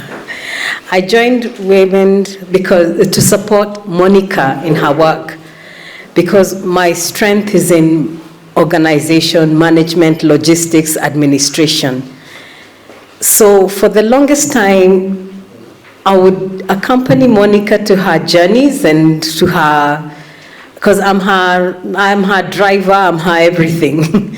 Whatever, I'm her hands and her feet. So she's more of the networking and PR. And at that time, her parents have, she has taken care of dementia. She took care of her mother-in-law, and now she's taking care of her father-in-law. When I go to her place, I see the father-in-law, I see his condition, and I talk about dementia from the textbook and everything. But when it hits home, that's a different case altogether. My mom was having an issue of forgetting, so I just thought, we all forget. Even me, I forget. And when your stress levels are a bit high, you forget a little bit more. So I thought, she's just forgetting. But in December last year, she went to visit my brother in Mombasa. And my brother kept calling and saying, Mom is behaving weird. So we told her, no, she's just uncomfortable because, the heat of Mombasa and change of environment. And I said, no, when someone takes meat from the sitting room and takes it to the bedroom, now that's strange. So I said, where? That's strange. Where was she taking the meat? And she was putting it in her handbag. I'm thinking, no, this does not add up at all. And then we have her granddaughter, my niece, she's 9. So my mom is busy having a conversation with her, a fight, literally, over some doll. And I'm thinking, so my brother's calling me, no, this time it's the house girl who has called, and my mom is causing commotion in the house because she's fighting Neema, who's my niece, and saying they're fighting over a doll. I'm wondering, is this stress level getting that knee? So I tell my brother, why don't you just send her back? Then he says, okay, we'll try and send her back. She would hide the keys of the house. No one can leave the house because she's hidden the keys and she can't remember where they are kept, where she has hidden them. So there were just a series of very weird things happening. So anyway, we finally get her back to Nairobi, and then in Nairobi, then we realized that all these strange things happen after 6 p.m. During the day, she's okay, but once it's like she even becomes our alarm. We know 6 has reached because her behavior just changes, becomes very, very different. Now, remember I work for Women for Dementia Africa. We sensitize people, but it doesn't occur to you that the people you never think, you think of it as it's other people's problems, not mine. So anyway, we realized that the evenings are getting impossible to live with her. So we actually went to see Dr. Tasmi, who did a series of tests. And when she was performing the tests is when it hit me, oh my goodness, this is serious. She couldn't do some very basic things, like to draw a clock. She couldn't draw it. And my mom is educated. My mom has been a nurse all her years. She's even worked in the UK. This is somebody who's got it together, but she couldn't draw the clock. She was told to identify animals. The only animal she could identify was it, can't remember, was it I don't know whether it was the lion and the rest. She couldn't tell what was a zebra. She couldn't remember what was the camel. I mean, these are things she knows, but she just couldn't bring them out. And I think after that is when we realized then my mom has a problem.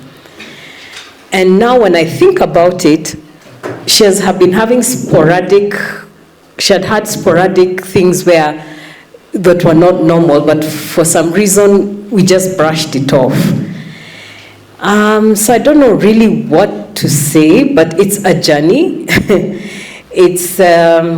I think for me, it's realizing that the woman who's been strong, has been there for you, the one who's been your advisor, all of a sudden now can't do that. I remember asking her, Mommy, why are you having issues with just making a decision? Like we can just go somewhere and the menu is in front of her and I'm telling her, what do you want to eat? So I think she realizes she can't make up her mind or she can't get herself to read through the menu. So she'd always say, I'll have what you're having. So it now is when I think about it, many things. We go to a shop, I tell her, there's this dress and this one. Which one would you like to wear? She says, which one do you like? Then I used to tell her, but Mommy, you're not making decisions. Why? Every time I ask you to make something, you leave it to me to decide. In fact, I thought it's so normal, so I've always seemed to be making decisions for her. But now when I really think about it, those were the onset signs that she was getting into dementia. So I don't know whether I know it all. I don't. I'm learning. But yeah, it's a journey. I am yet to get there. I sat through some caregiving meeting, and I had people say stages of where their people are, and the only thing that came to my head was like, oh my God, I don't want my mom to go through that stage. No, I don't want it to reach that stage. No, that's all I kept saying.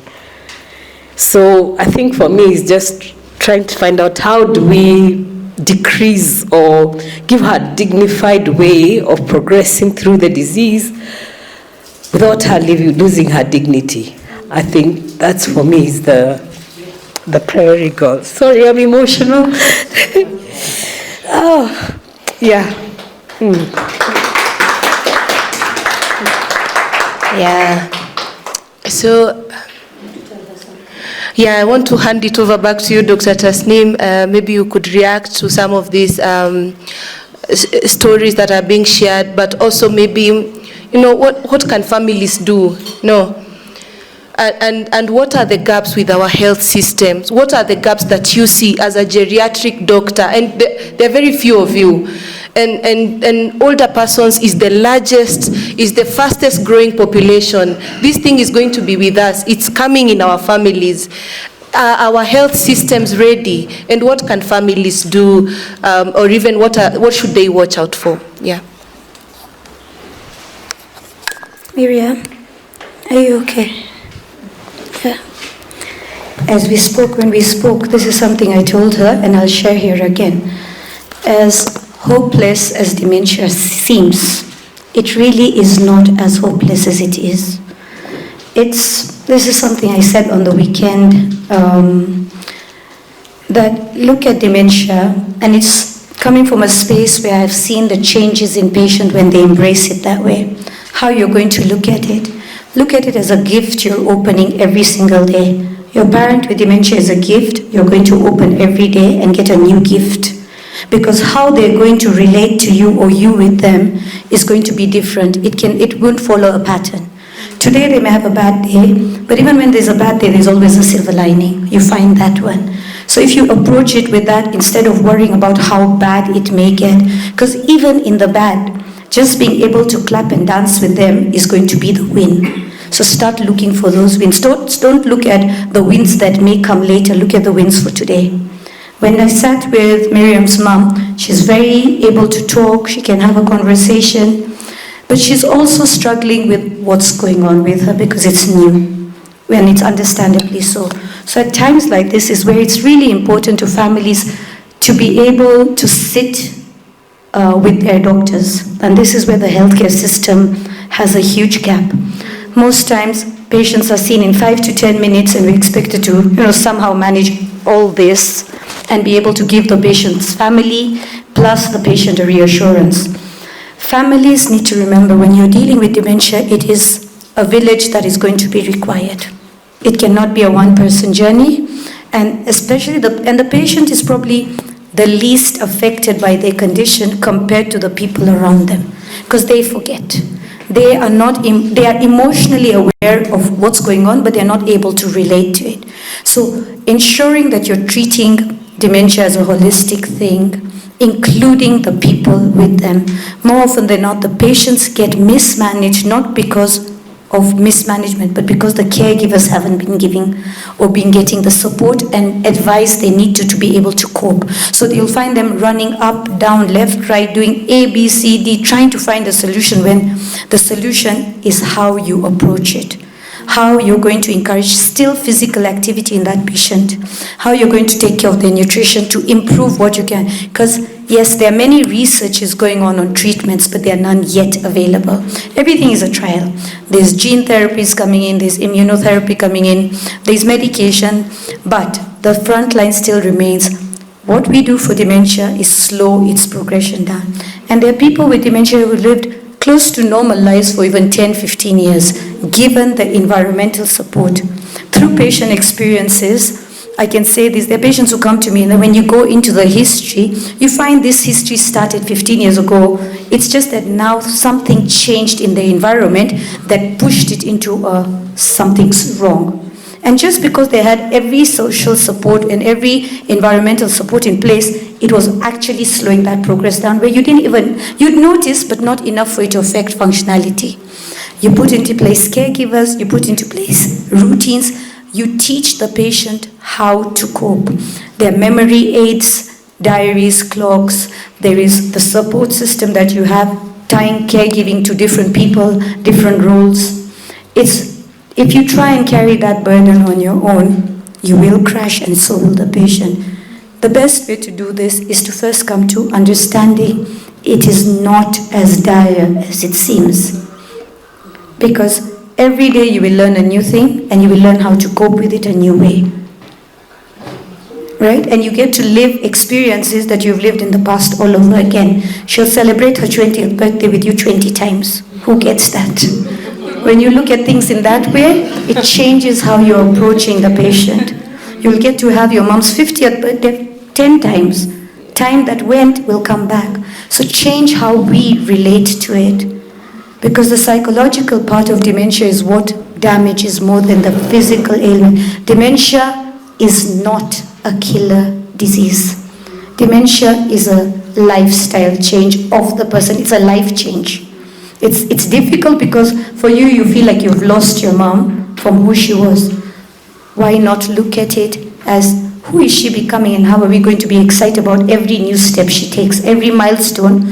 When your baby wakes up and starts smiling, the first smile is a milestone. Start journaling your dementia patient's milestones.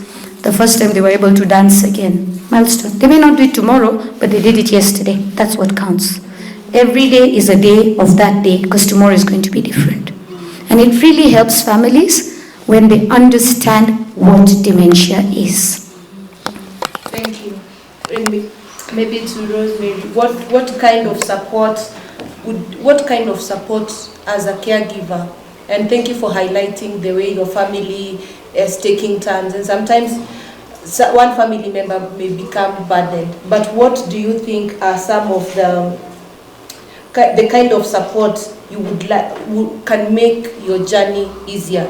Maybe from government, from health facilities, from your community, from your church. What kind of support do you think can be given to dementia caregivers to make the journey easier? Okay, thank you. Thank you for sharing your story. If there are any caregivers here who are taking care of somebody with dementia, I think everybody can relate a bit of your story when you start realizing mom is no longer mom you knew. So thank you for that. All I can tell you is cry as much as you need. One day in in a part of your caregiving, you'll get to say caregiving is joyful, like I'm saying right now. I know it's, is it a paradox or what is it? Because most of the time caregiving is looked as it's hard, it's the worst, but I am in a season where caregiving is joyful because, like Dr. Tasmin said, focus on the positives. So this is something that I had to intentionally learn through self-care, through a program that I underwent, and it was simple as for every one negative thing, look at the 4 positive things. So when you dwell on the positive things, life just becomes different. The more you practice, the more it just becomes easy. So even when you said how would I want support, as I would start even from the basic, even from the community. I don't shy from speaking about dementia from even, let's say, the neighbors, because remember, these are people, to them they think they're okay, so they could easily walk out of that door and they get lost. So now imagine in a case where we don't talk about it. So for us, we would tell even the shopkeepers, the border guys, the watchman, hey, if you see mom alone, please call these numbers. You know she's not supposed to be, she's only supposed to be accompanied by somebody. So I would start with the estates we live, talk about it, because I feel the stigma because most people just shy away from it. Oh, Nikurogwa, oh, Mbeleke Madare. We've had instances of even where even her dear friends, they would be, where is she taking walks? You know, almost like hide her. So for those people, it's called soft and ruthless error. You just shun them away. Eka pamba kwa masikio if you can, because those are people who are dealing with their own things. When it comes to support groups, like I mentioned, ADOK, I think for the first 5 months, we would just talk and just cry. And I think in that crying, you heal. Then there are more people coming in and they're sharing their stories, you're realizing, oh, I'm not by myself. And I remember the first time I attended, I think they were just returning physical meetings after COVID, after a very long time. And the lady told me, oh, come at 11. We meet at St. Andrews. Yeah, just come and share. Me, I think I was there by 12 or 10:30 because I was burning to just meet like-minded people. So the power of support groups. Not only do you share, Dr. Tasneem has come to talk to us, grief therapists come to talk to us. I think the first therapist who came to us was an ENT specialist. And I remember she gave me a practical solution, because at that time, I'll give you an example. We would be somewhere with mom, she's just spitting everywhere. Now you can imagine the embarrassment. Maybe you've gone to church or even someone's home, imagine. She's just there spitting. Now trying to explain to somebody, it's dementia, you know, she's just looking at you, but this is not normal. So only to realize, brushing teeth was just becoming difficult. I don't know if you're in that stage yet. Okay, come for me for tips. So we would fight about brushing teeth. So because it's such a hassle, you just give her like saline water and you just call it a day. So that therapist was like, probably because of not brushing, she has gunky, like it becomes bitter. So of course she can't swallow it. So she wants to just continuously spit away. So she advised us, just put a bottle, like 1 liter, even you'll be able to measure the hydration that she's taking in a day. Let her continuously sip the water. That way the bacteria is being erased. And I went back, I told my sister, oh, this is the problem we are struggling with, and we practiced. And that week, the spitting stopped. So ADOK or even other support groups give you the tools. And I went there with the intention, like a sponge, to absorb information. Because that lady just said, even in dementia, there's life after dementia. Don't focus on the disease, which we were doing. And when you realize there's life even after the diagnosis, because you know the beauty of dementia, they're not in pain, unless they have other comorbidities. My mom had a heart disease. Like she mentioned, diabetic people are at greater risk. Also, people with heart diseases are at greater risk. So she's had a heart disease since childhood. Actually, she's an outlier. She wasn't meant to see the age of 10. She wasn't meant to give birth. We are five of us. So she was told not to do many things. She suffered multiple of strokes. She's still there. So when you focus on the person as opposed to the disease, life becomes easier. When it comes to government support, I don't know where to start. Truly. Let's start with the basic. Older persons, the Inua Jamii, it goes a long way. They could do more for that. To be honest with government, I feel like this discussion has been talked over and over and over. So I don't know. I wish there could be more to be done. Maybe even the forums about dementia, because I feel like older people in general are just classified as old. It's like that age population is done. That's how it feels like. Even when you go to a health center, like you said, unless you're advocating for your patient. And most people, we live in a country where medics are not used to being questioned. If you question them, they'll feel you're being difficult, and you've been all in a clinical setting. You go, you'll find like, let's say, 20 people. Do they have the time frame to be with you for 1 hour? Mostly it's 10 minutes. So luckily, maybe for mom, because she's a heart patient, the person we follow up with, we're inquisitive, we'll ask many questions. But how many people's personality are like me or my family, where we'll research? We've gone through, I don't know how many specialists, trying to find out, is it dementia? From hearing specialists to this specialist. And I remember in one of the occasions, she was so confused. We were in a random, I can't remember where we were, but it wasn't in a doctor. And she asked me, which doctor we come to see today? Because she was so used to see. So when it comes to government, I wish there was more awareness on the older people specifically and people who are going through dementia, because it's not a normal part of aging, like we've been taught.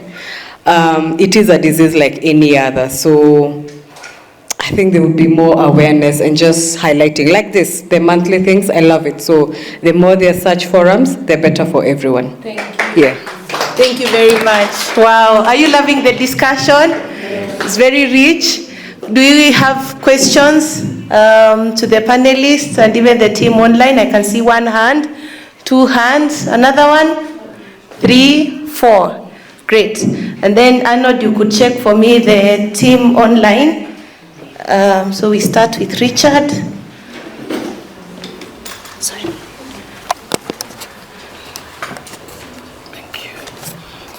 Thank you, Lydia. I have one question to Dr. T.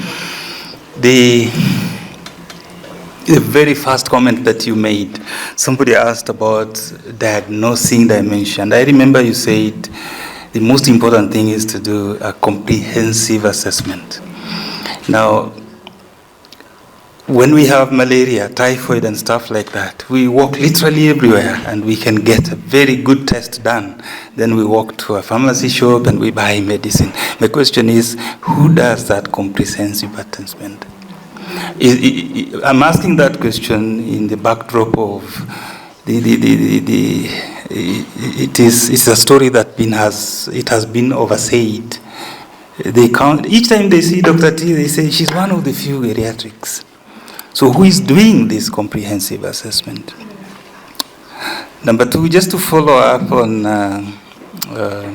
the middle panelist's comment on, she seems to hold back. She doesn't want to say much about the government. I think most of us will do that. The question is, with that gap, where the data, as little as it is showing that dementia is on the progression, many more people are getting demented. And yet when we sit in these forums, we hear a lot of reports that even at the learning institutions like the universities, the students, the teachers, nobody wants to get near geriatrics. So how is the government addressing that gap? Thank you, Richard. Thank you. And maybe T, as you think of responding to that, maybe you could tie it with our experience in entrenching community geriatric assessments in our health systems, in our medical camps. Just simple, quick methods that can support quick diagnosis. The second hand was yes. Mine is to the doctor. I wanted to find out whether you could take us the process, even if it is not in details, about the stages. Because I know someone, a mother to a friend of mine who has dementia, and now she can't even speak. She has lost her voice for a few months now. And then she's not also able to do anything. She's in diapers. But when you look at her seated down, she looks so healthy. But she has a problem with the voice and also the feeding. When she's feeding, she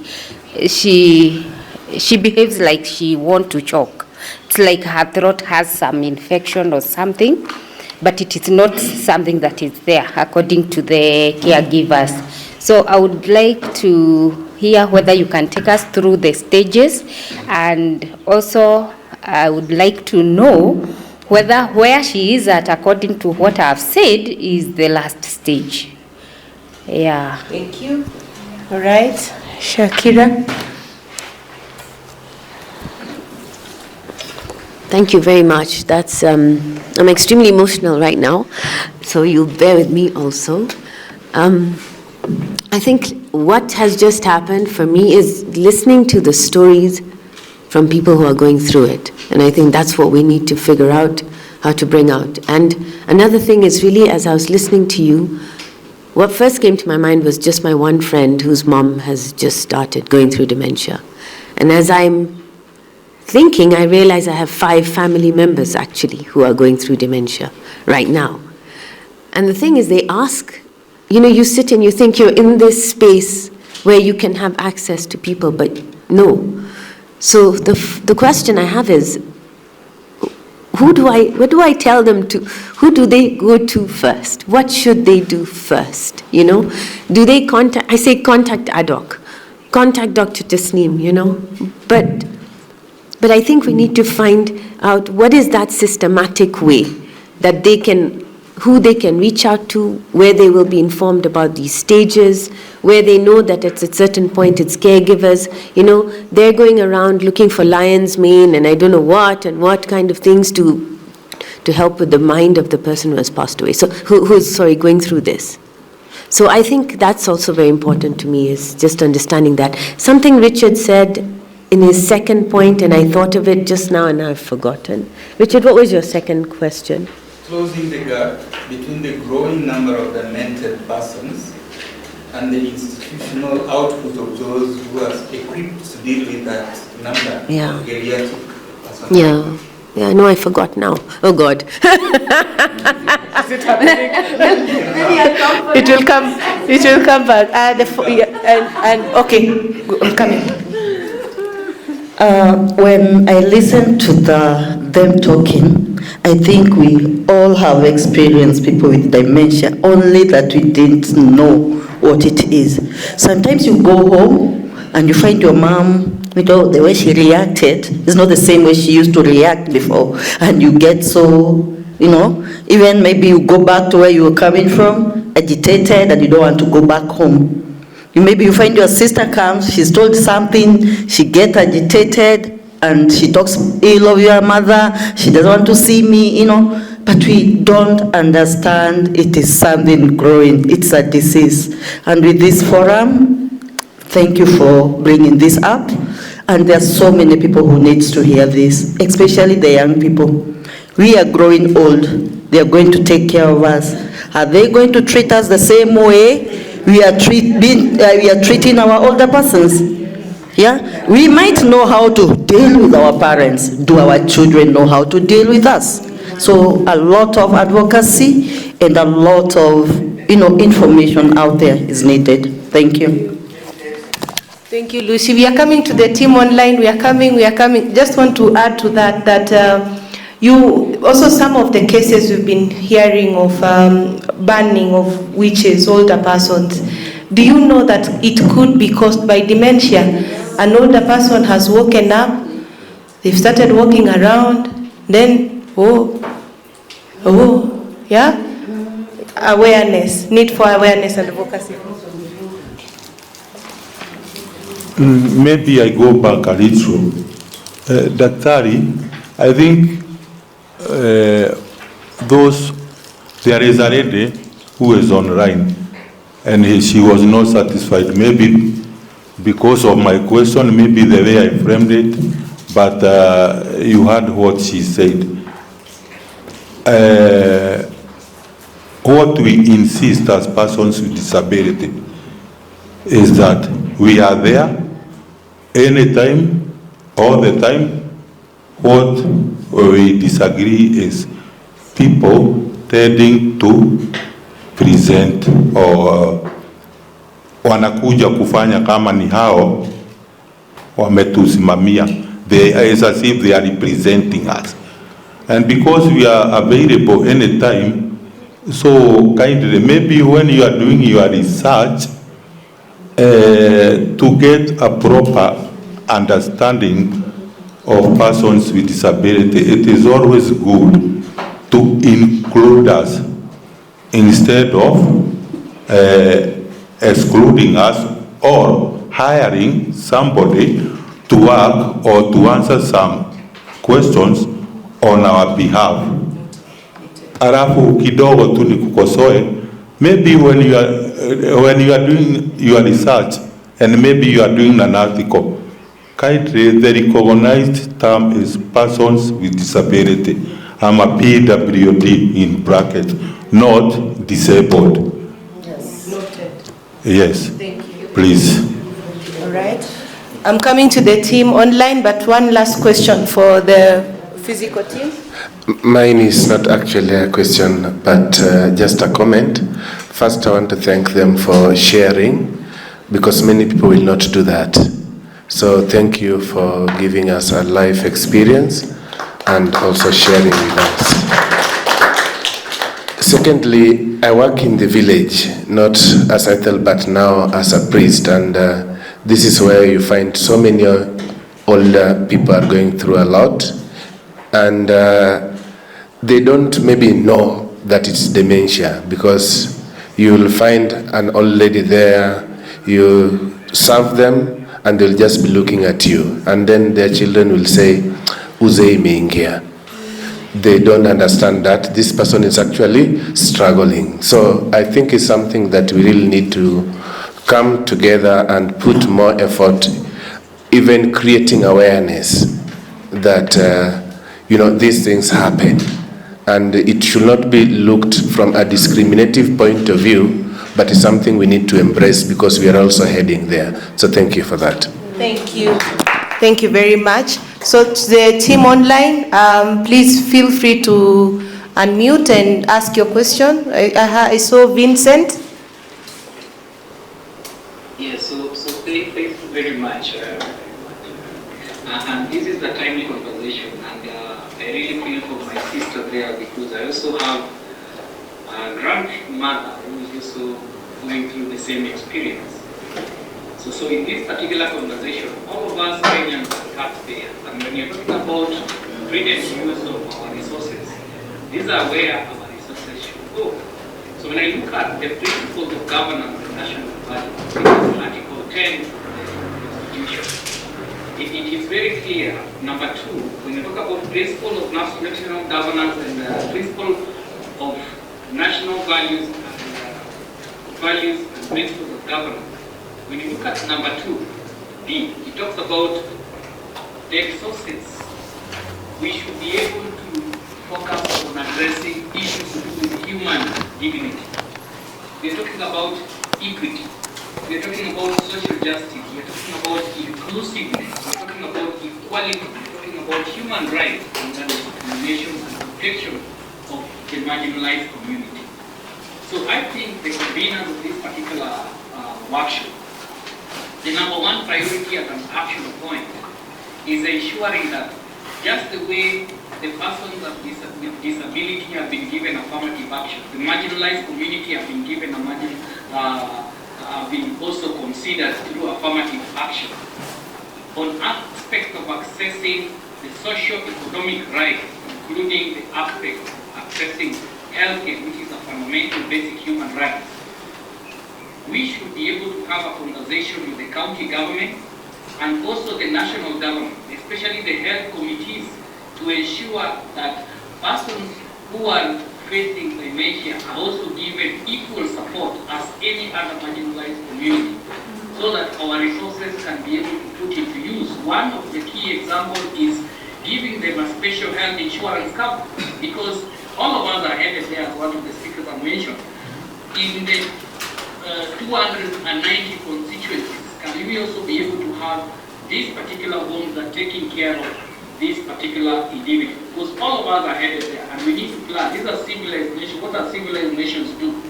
Be able to see all of us are going towards that. Of course, are going to get to a particular point, but at that point, what will happen? Families are shrinking. You're either having 1 or 2 children.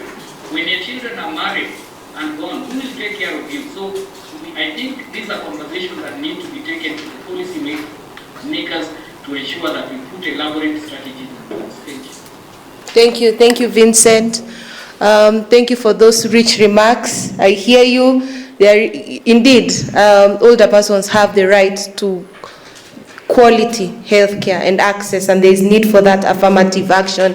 And basically it's the reason why then we are having these continuous discussions, because then from this then emerges actions and things we can be able to pursue. I'm very happy with the team, with the participants. We have the Ministry of Labor and Social Protection in attendance. We have the Ministry of Health. We have civil society, we have private sector in this discussion, and therefore this forum in itself is one of the key steps we are taking just to see actions around issues pertaining older persons. John Cheke, your hand is up. Thank you very much for this topic, and I wish to thank Sifu for this deliberate, very important discussion. Now, I sympathize with the lady who has shared experience with her mom. I too, I think I need to talk a little bit so that I also get here. My mother-in-law has been suffering from this kind of condition for the last 15 years. So the progression was, she started with memory loss, body wasting. Then we started buying pampers. We started engaging caregiving services, but in the rural area, you know, this is a very big challenge. Then at some point now we were that now our condition is continuing. Now who will be cleaning the who will be doing what, spending and all that stuff. And then we invoked the church because of the Holy Communion, because she's a mother in the church. That is what do you call this? Mama Kanisa. So everyone, she receives the Holy Communion, and then we have home fellowship as a family and extended families. We have the cost of existing the wheelchair, depending on how the body is wasting, and then generally it's so uncomfortable for 15 good years so far today. But we thank God she's still there. Even if she is not talking, we can always go there to go, and she makes us join as a family and share meals and share fellowship. My biggest problem is, one, according to Kubra-Ross, this psychologist, she shared the 5 stages. Because this is like military. The person has lost memory, the person has lost her dignity, the person has now to be dressed according to your will, not their will. These 5 stages I came to realize they are very deep. That is denial, anger, then you go to bargaining, depression, and finally acceptance. So we are in that stage of acceptance, and it is not easy. going forward, I would request one, Madam Lucy Moria, maybe you can share what they do in the West. Yeah, because these are very big and very touching. Once you start sharing, you just look at the person who has been affected, and you just find yourself right there for some time. You can't contain it. It just comes naturally. So number one, and then maybe you can give us an overview of Europe and UK, what they do, what kind of position paper we should do here in Kenya to encompass the national government, the county government, the staff board, and even the agency and the church, because the people who need people on a daily basis. We have a big problem. That one I can say without a big of doubt. Thank you. And we need to share this because some of us who are approaching the floor, we are very worried about it. Thank you, John. Thank you, thank you. And I can see Lucy Moria's hand is up.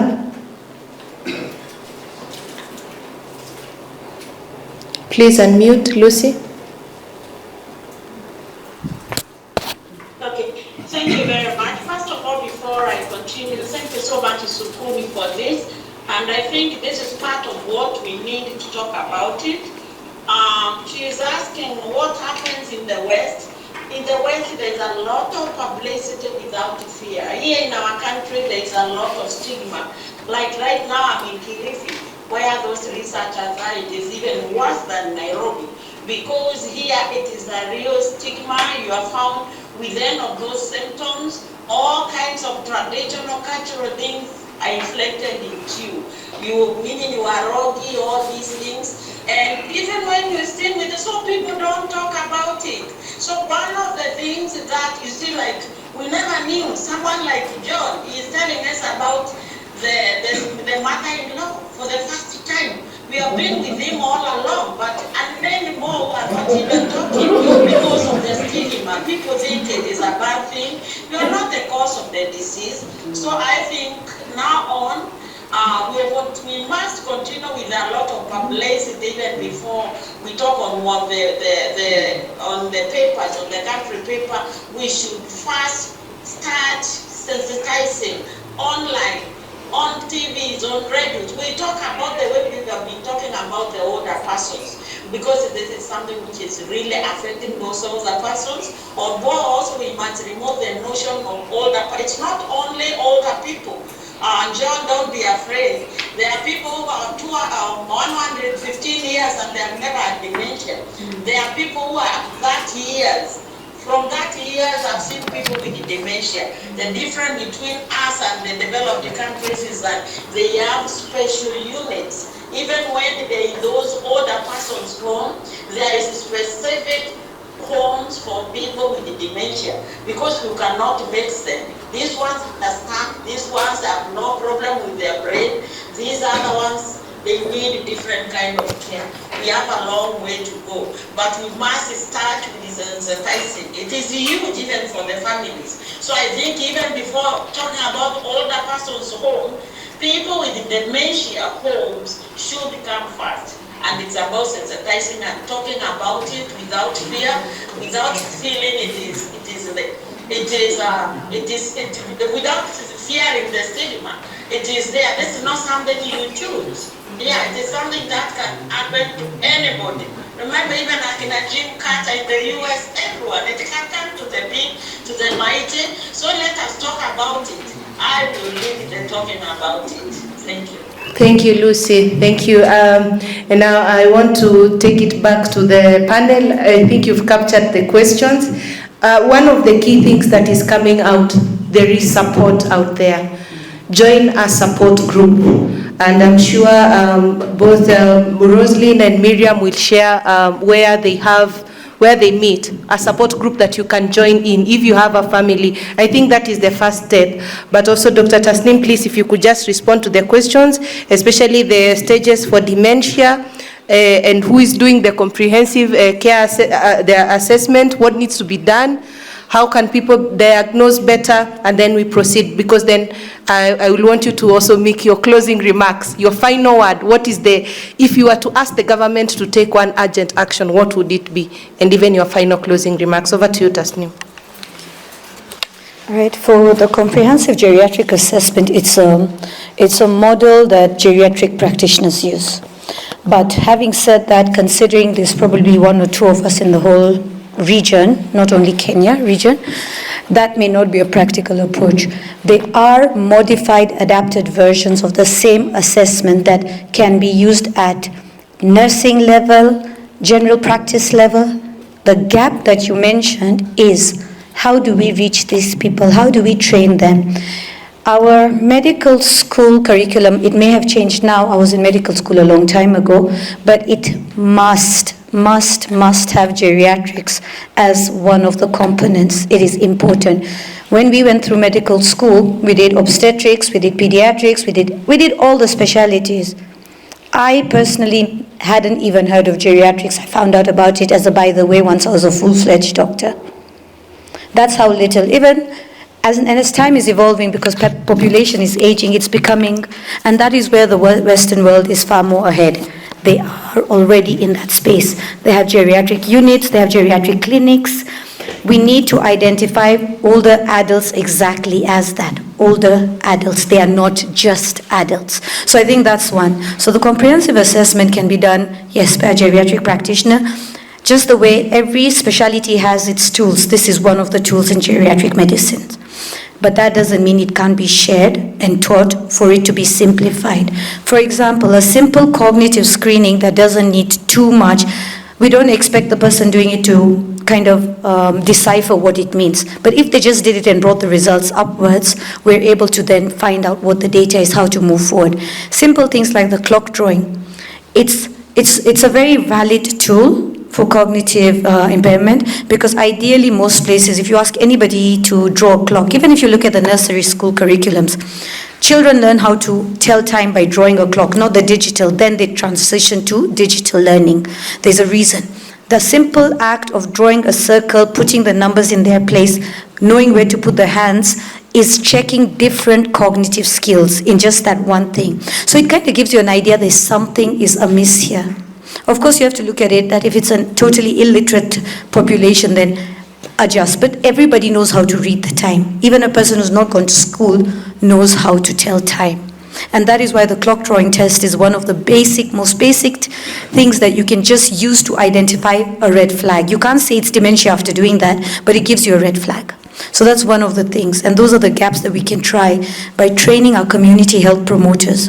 With the universal health, whatever, CHPs became a thing, but are they trained in older person special, unique things? I mean, there is that space, but it's not fully fledged. They don't understand what they're screening for. So taking them through simple, and that's something we've done pilots with, thanks to Sukun, thanks to Uhai. We've done screening for nutrition. We've done screening for elder abuse. We've done just a very recent one was a cognitive screen, very basic, that Cindy did.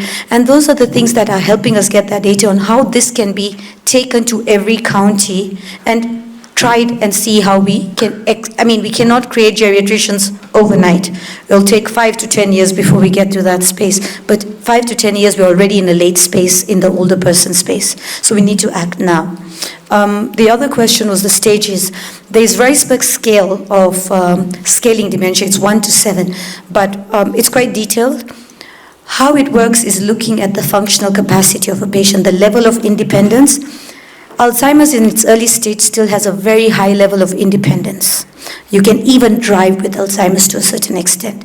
As the extent increases, you start doing things with supervision for safety, not because the patient can't do it. So, but in a very basic way, it's mild, moderate, and advanced. Mild is when you're still able to functionally do a lot of your basic activities of daily living, which are basically 4 things. Again, all these things have clinical scales, we weigh them on.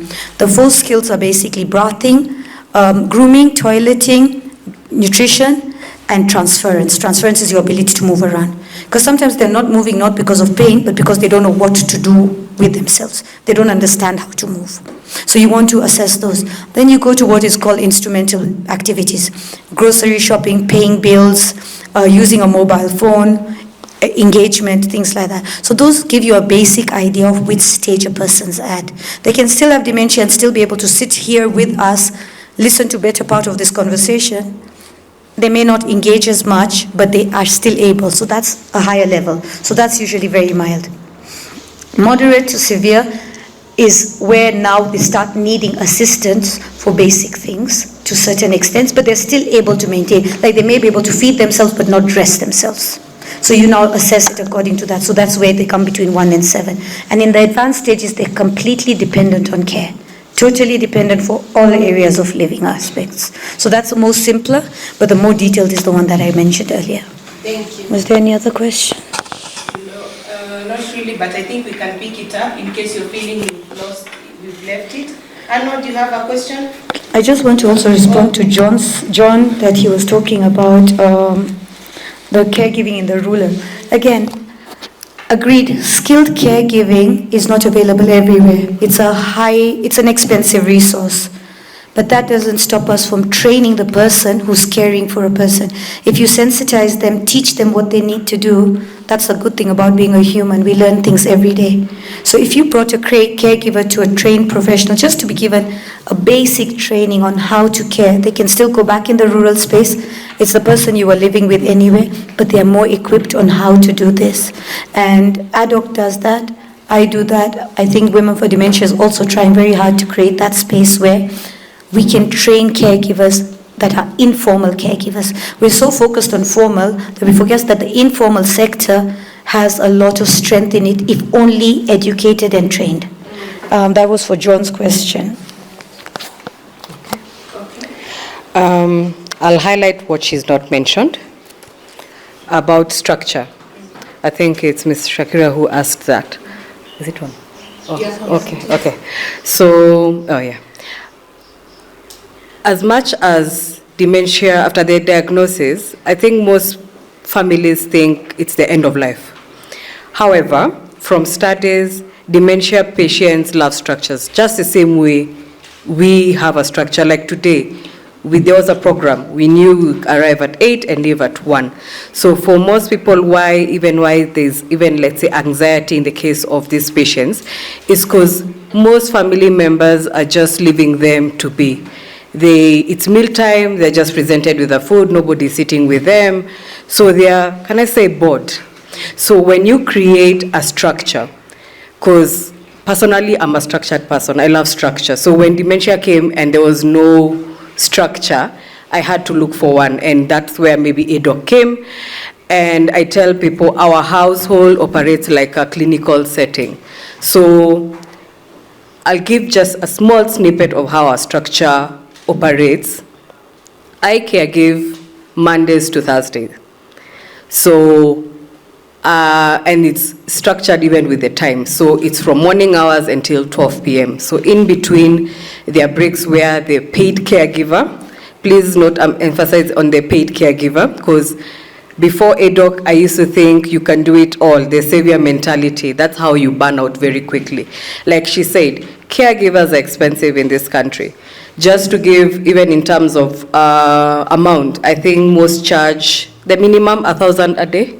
Yeah, 1,000 a day, that's 30,000 a month. There are those dementia patients that require 2 caregivers, maybe one in the night and one in the morning. So how many families can afford between 30,000 to 60,000 per month? Not quite many. But when we look at the house managers, what's the average they are given in Kenya? How much? I'm hearing 10? 10 to 15. So that is what maybe, even, let me just be honest, there are some even who are paid less than 10,000.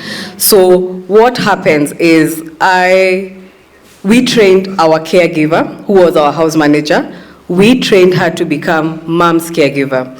And then do away with chores that can be done, maybe let's say with technology.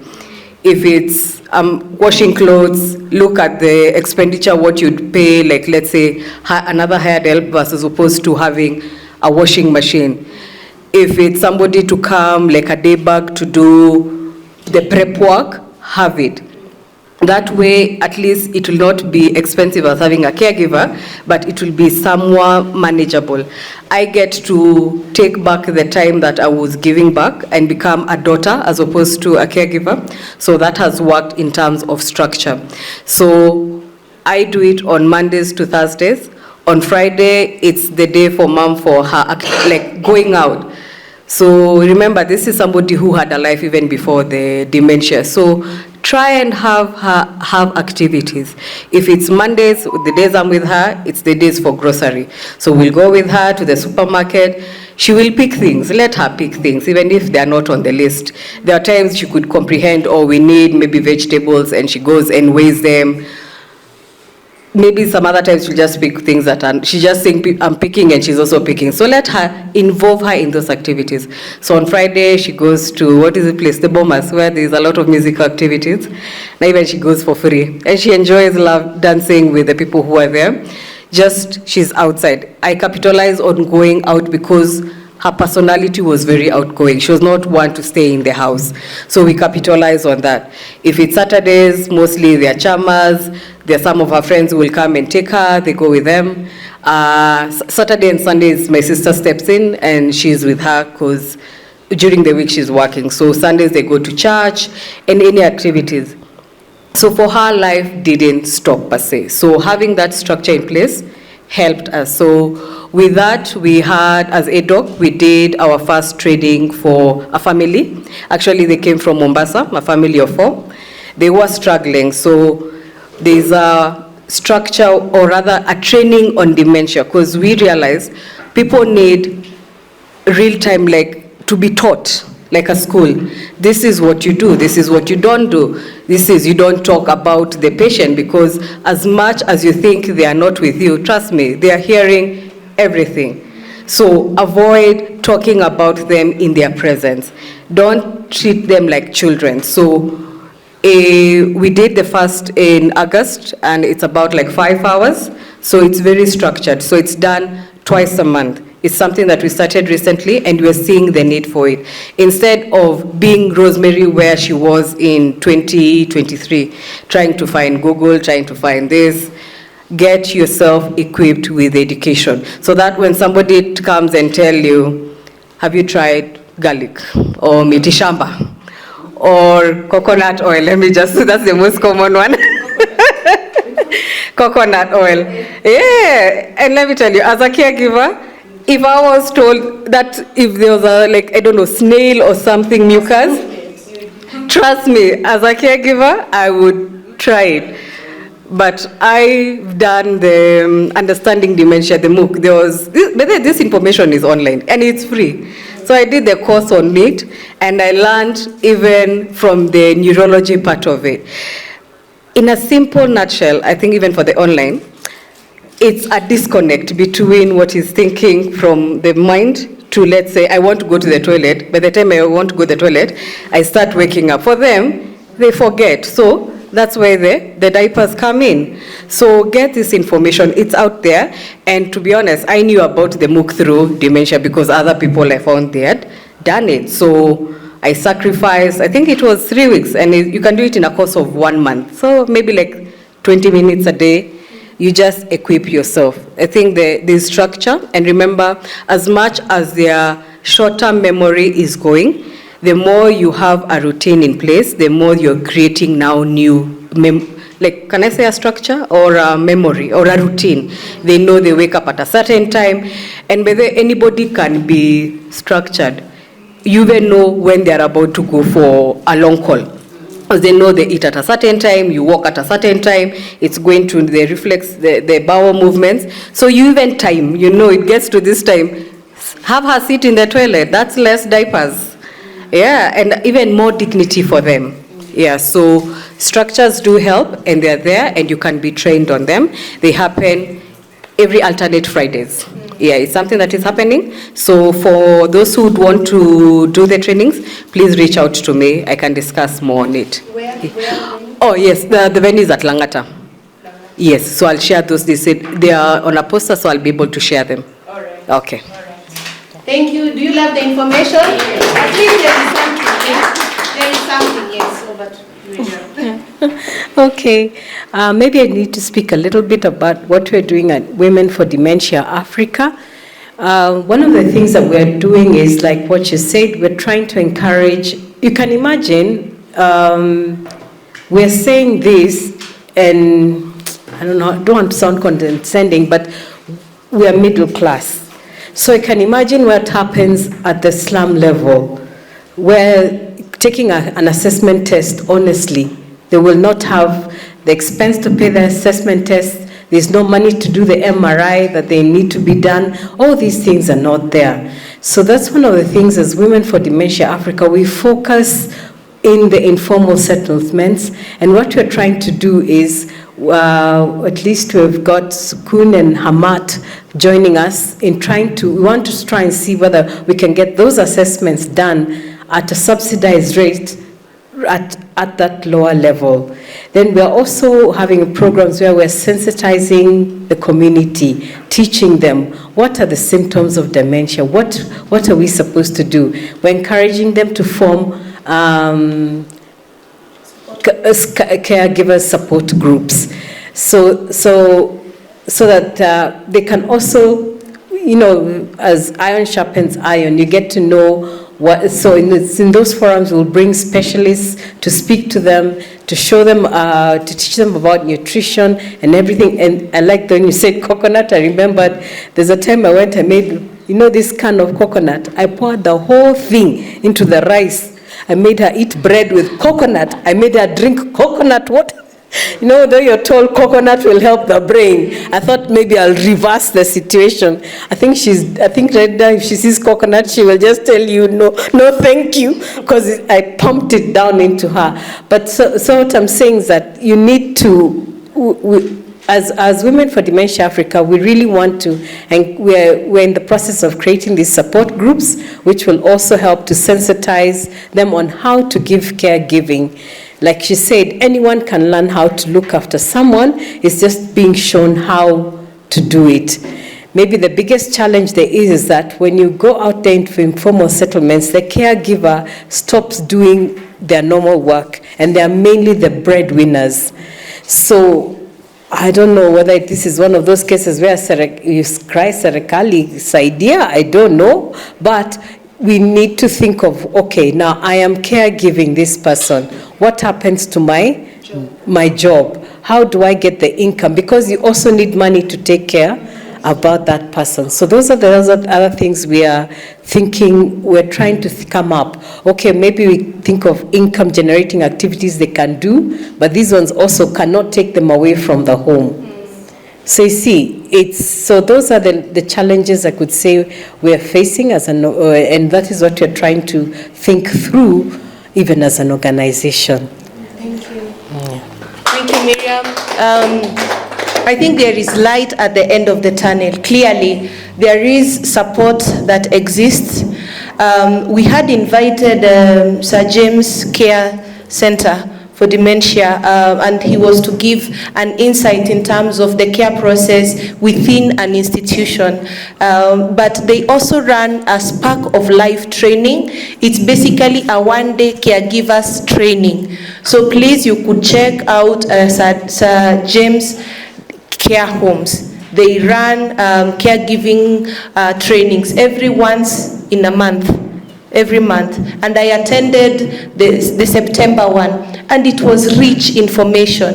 And one of the things I took away was that every person has the will to live. In every person we have a spark in their eye, and that spark demonstrates the will to live. So even when you're engaging with a dementia patient, you do not address them from a point of authority. You go down to their level and you talk to them by looking at them in their eyes. It just starts by connection. And the teacher would tell us, sometimes you don't even need to question them. Ask why. Why did you take this? Why did you take this? Before you ask the question, ask yourself, is it important? Is it necessary? And if not, just be present with them. Remember them as the individuals, the people they were, because inside they are aware.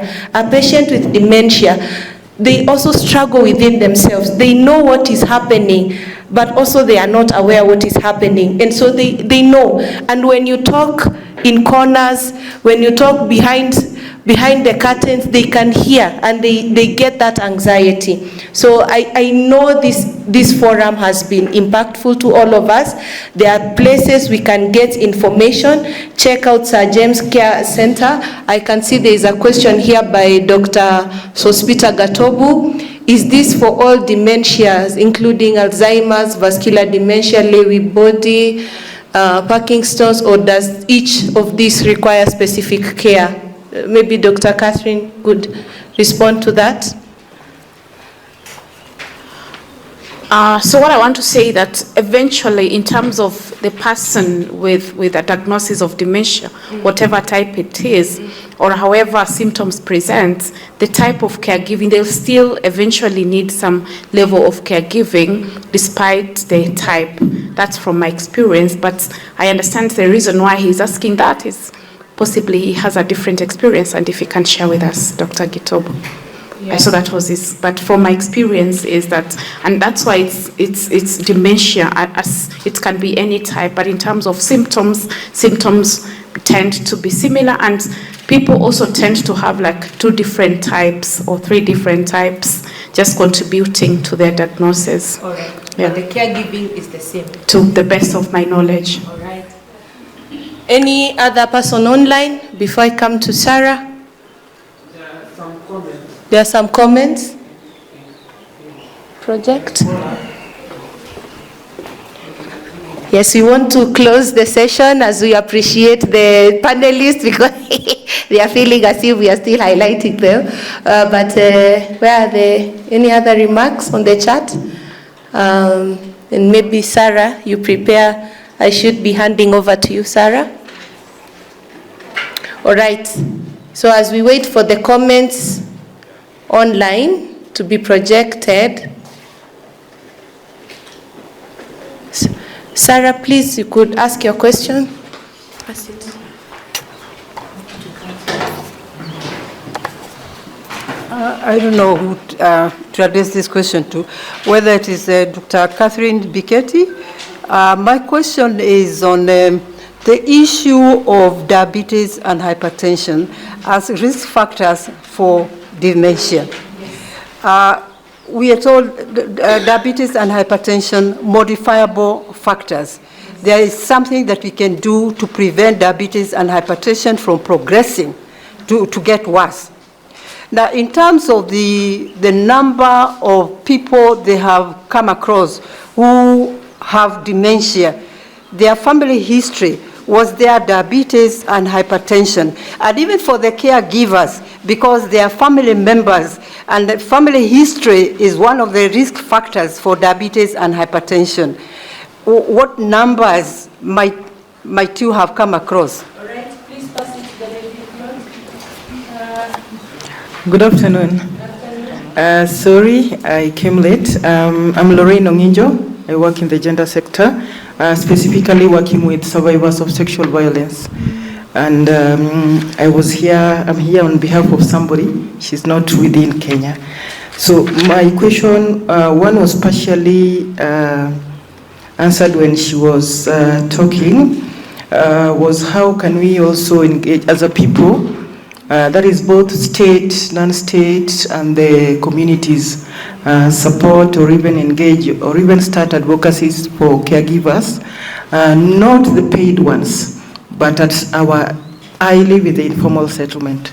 So from there, that is where my thinking comes from. So if I'm from the informal settlement, how can we consistently have advocacy spaces for caregivers in general and even the extended community? Then the last one is we've also seen a gap in supporting the elderly, especially when they are sexually abused. So we'll have safe houses where they can only admit a specific age group in terms of care, medical attention, legal, and the rest, when we are giving the survivor-centered support. But we have a challenge in accessing spaces where the elderly are sexually abused, and we don't know where to take them. So when we release them back to the space they were abused, it also suppresses again. Then maybe something that we are doing with the elderly, that is 40 years plus. Currently we are doing football for grannies, 50 years and above. So the grannies will really have matches, soccer teams amongst ourselves, and at least some have confessed that the hypertension and diabetes, at least they're not taking medicine like the daily now. Thank you. Thank you. Yes, just to read two comments that are online.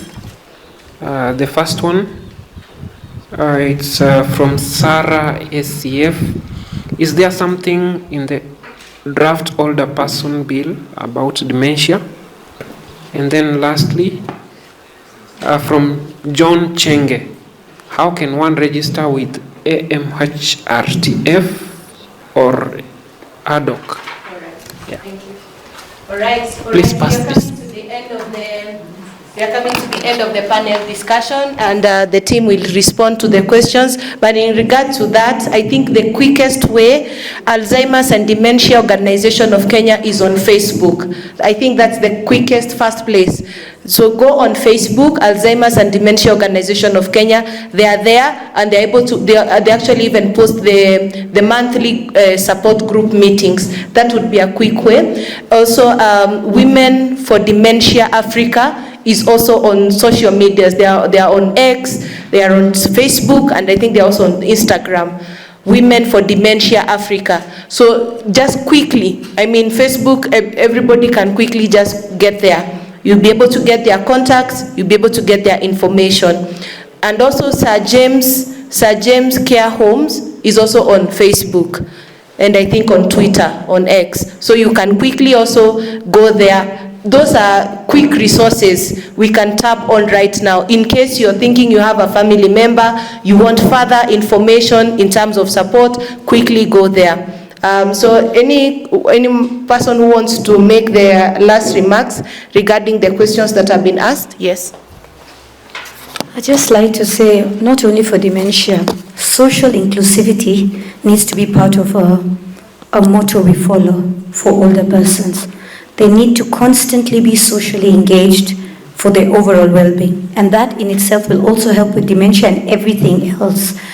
Loneliness is the biggest disease in older people. I call it a disease because it is the reason older people go through a lot of their medical conditions, and dementia is known to be caused. It's one of the biggest risk factors for dementia, stress and loneliness. So when you're identifying that and able to address it, you're able to address a lot of their problems. And if you look at it always in a holistic way, let's stop looking at older persons as individual diseases. Whether it's dementia or anything else they have, they are all interrelated and have an impact on each other.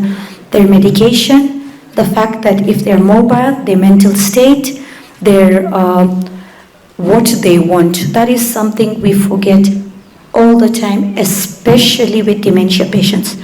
Dementia patients sometimes are even taken away the right, without meaning to, of what they want to wear, because we believe they can't do, we'll put their clothes out for them.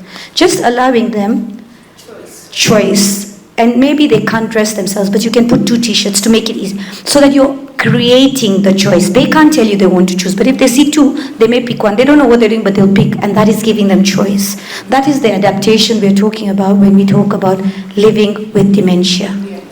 Choice in, do they want to eat? Do they want to brush their teeth? Don't force them. A lot of times the fight, you mentioned dental hygiene. Dental hygiene fight becomes, I think it's a universal thing with dementia patients, from the amount of times I see it as a complaint. It comes with a lot of repercussions, so you can't leave them, because dental hygiene will lead to dental problems, which will lead to nutrition problems. Like I said, dementia won't kill. What happens after is what kills.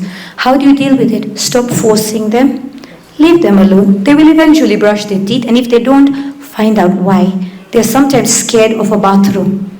I've seen that physically happen. A patient refused to go to the toilet to brush their teeth. They would scream and shout. They had no problem with the bath. They had a problem with the bathroom. They have scared, you can't understand why, but you need to hide. And the minute that stopped, that patient was very happy to cooperate with her baths. She was very cooperative with her toothbrush. Just bring her a basin, give the toothbrush in the bedroom. They'll brush. Identify what is a trigger, because there are always triggers when they're being unreasonable. It's like a child. They're not going to fight because they want to, it's because they can't explain what they're trying to say. So I'd like to just close with saying, let's stop keeping our older persons lonely, and just taking care of their medicines, giving a roof over their head is not addressing loneliness. It is the gift of time, choice, dignity, and respect that we give them is where we make all the difference. Thank you. A parting shot. If you're a family caregiver, you need love. If you're a paid caregiver, you need resilience. That's all. I can't think of any at the moment. I don't know what to say. But thanks for listening. And maybe just to talk to the lady who says, maybe we could link up and see how we can work with Women for Dementia Africa, because we are inclined, or we have a soft spot for the informal sector. Yeah. Thank you very much. A huge round of applause. Please do take your seats, please. Thank you very much. Thank you for your contribution, your input. Thank you for being vulnerable with us. Sometimes being vulnerable is power, yes? Sometimes being vulnerable is power. And sometimes just even coming and sharing, having somebody to listen to you, that in itself is therapy. Have you enjoyed the session today? A round clap to the moderator herself. Me, I love older persons. I love older persons. And I've been working in this space, and I truly love this work. I want to call my colleague. The monthly discussion forums, as I said, are co-convened by Sukun and Aging Concern Foundation, and without us as partners, also without Ethel Foundation for hosting us here today, the SDGs Forum who are supporting us with the virtual team, the virtual meeting, we are really, really honored. And all the people that we invite, our members, our participants, and you honoring our invite, we are truly, truly humbled. So we'll quickly go to the next step, which is quick updates, and of course remarks from ACF, and then we'll quickly close the meeting. Thank you very much for being attentive listeners. Thank you. Thank you, McKenna. I think we can appreciate McKenna better. That was not fair, you know. All right, thank you. It will not be very good with me if I don't acknowledge the presence of Tom Okech. So I welcome him to say hi to the team, because everyone else in the room had introduced themselves. Thank you. Thank you. My name is Tom Okech. I came late. I'm sorry for that. And I've benefited from the presentations here. I've been trying to understand issues around dementia. And I am happy someone said they are online. And the information is too much there. And sometimes you get scattered on where to begin. And I'm happy that there is some connection, but we still need to dig more and get information of what is dementia, because here we've mentioned dementia too many times, but sometimes it is said there are a lot of things that happen before it gets to dementia, which we may need to start talking about in the issues of awareness. We talk about the causes and how people progress and eventually get to dementia. And those are the things that we may need to look at. Here, everybody here is dementing, because every day their cells, you lose the neurons that are blocked every other day, which may lead to this. And if we go through awareness, then this will help. As here, there is no complete information that we have. And then what about people out there who deal with patients and would need information? So I really support the issue of creating awareness. Thank you. Thank you, Tom. So from my side, my name is Sarah Nduku. I work with Aging Concern Foundation as the programs officer. And as McKenna has mentioned, we co-convene the monthly discussion forums on aging every month. And we are happy that you are here with us today. It is not a monthly discussion if we don't have the quorum, right? Yeah, so we appreciate your participation. I would also like to apologize for the little adventure that most of us had to walk through when we were coming to this place today. But it was nice, right? It's good to move. So that is also a part of healthy aging. But we are quite sorry for that. Next meetings or in the future forums, we will endeavor to do better. Just to mention a few things, 2 key updates. We will be sharing 2 forms with you. One for the International Day of Older Persons, where we expect updates from the various stakeholders who will be marking ADOK. That will be the first step for us to gather data around matters older persons. So we encourage you to update as per the form. In case you need any guidance, please feel free to reach out to me, to Nasike, or to Misheni. Then the second update, we will share another form where we'll need your input on some of the topics that you would maybe like us to cover in the future forums, so that we bring discussions that align with the various programs that we do. So I plead with you, when you receive the form, please input some of the topics that you would want us to discuss in the future forums. And then lastly, I would like to pass greetings and apologies from my colleague Titus, who is our executive director, is out of town for other organizational activities. So I believe that the apologies have been received, right? Then lastly, I would like to appreciate everyone for making this forum happen, from the panelists, from the keynote speaker. We really appreciate the team from Aga Khan University. Thank you so much. And I encourage us to connect with them. Let the conversation not end at this room. Make sure you invite them in your forums to talk to other persons and also in the future engagement. So thank you, everyone. Thank you, our panelists. Thank you, our moderator. And we are looking forward to having you. And also we encourage you to bring another partner during the upcoming forum. Usikuje peke yako. We need to make the discussions broader, right?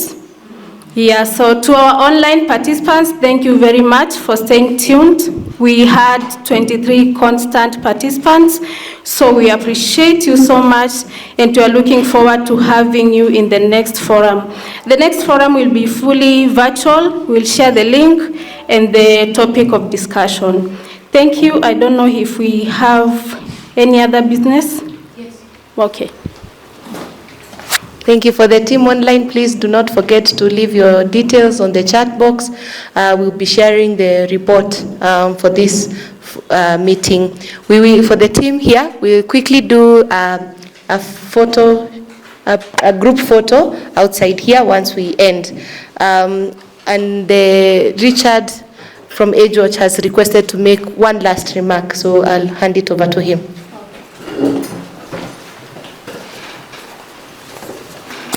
Thank you very much, McKenna. This particular remark, Madam Shakira was supposed to make it, but she has left. You have mentioned about ADOK, and we will, of course, be completing that form. We're holding our ADOK event together with Sukun right here in Nairobi. A very special aspect of it, we are bringing in retired football legends from Tanzania and Uganda, and they will be playing with their Kenyan counterparts. The youngest player is 55 years, The oldest I've seen in the list is 81 years. And they are coming. We are using football to pass a message that these retired legends still have a contribution to make in the community. Beyond the event, we look forward to now working with the stakeholders to be able to keep the healthy aging conversation going. So the main item that I would want all of you to take note of is that the discussion that has taken place here, Dr. Tasneem and the panels that have been here, Dr. Tasneem has put together another panel that is going to give this ADOK event the space that it requires out there. So on Friday, if you have time, get on to KTN TV, because Dr. Tasneem and a panel of other 4 experts will be talking about healthy aging, the component of it. And then on Sunday again at 2 p.m., again we'll be at KTN. Again, Dr. Tasneem will be doing the same. Then if you have time, and please create time, come to Nairobi University grounds on Tuesday, 30th of September. The preliminary games will start, and the finals will be on the ADOK day itself on 1st of October. So we look forward to seeing all of you there. Thank you, Richard. I've quickly remembered that we had a team that attended the International Federation for Aging Conference in Cape Town, South Africa, and it would really be good we hear their updates. So I'm only giving 5 minutes to Father, and then Gekonge will engage the online team. We hope they have not left. We'd like to see you if you could put on your video, but Gekonge will lead us there. So 5 minutes, Father.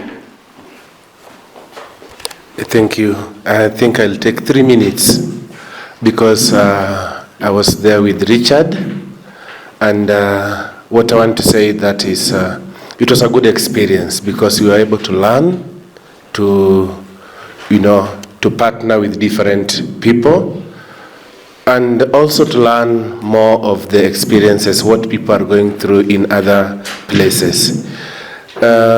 This reminds me of not alone, only together. I was meeting my brother Richard, someone called also Odipo, Susan, in Cape Town, and you have never met here. So you see, that becomes very strange. And it is a fault on our side and also on maybe their side. But what we are doing here today actually brings us together. And we feel that we are one family, so that even if we meet outside the country, we are meeting as a team. And I think this is what we are lacking. We were able to meet the CEO for LPage International, Matthew, and I think he really stressed on this, that if we cannot work together, we cannot have a voice. But we can have a voice when we journey together. And I really appreciate Sukun and AFC for bringing ACF for bringing us together so that we can be able to move forward. The next meeting will be in Hong Kong in 2027. And I think maybe something we need to start thinking about.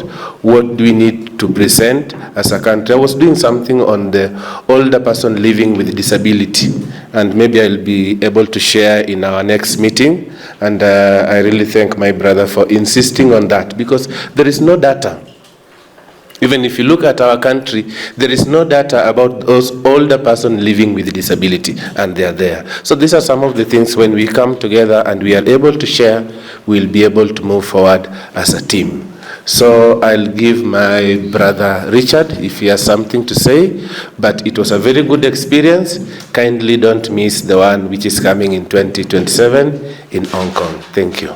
Thank you very much. We are continuing to put the mark of older persons across the region in Africa, and we commend the team that attended. Richard, 1 minute. In fact, half. Okay.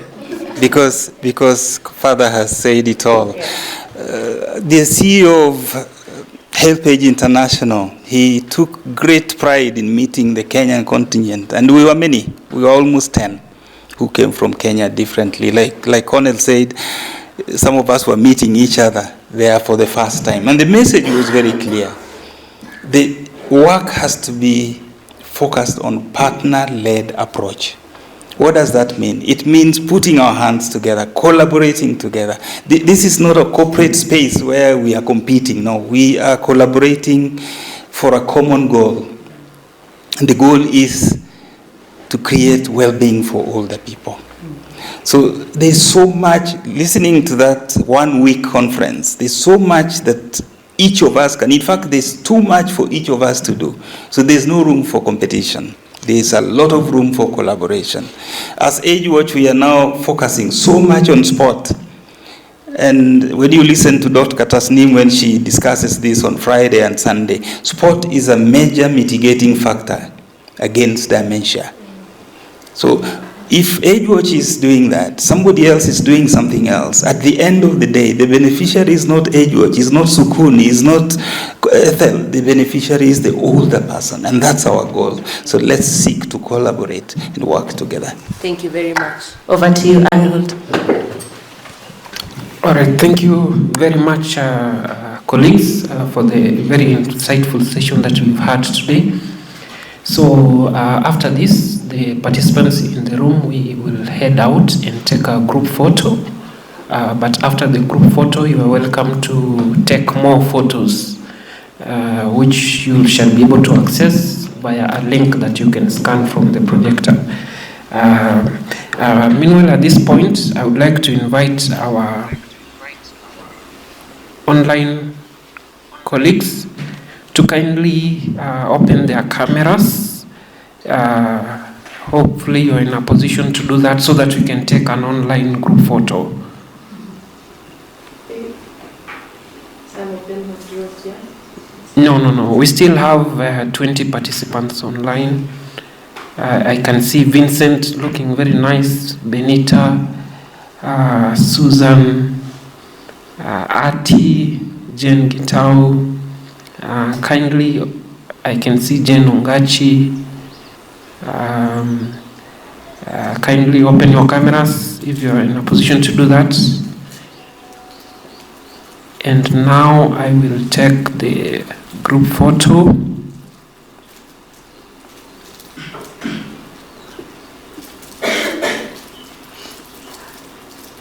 Thank you very much.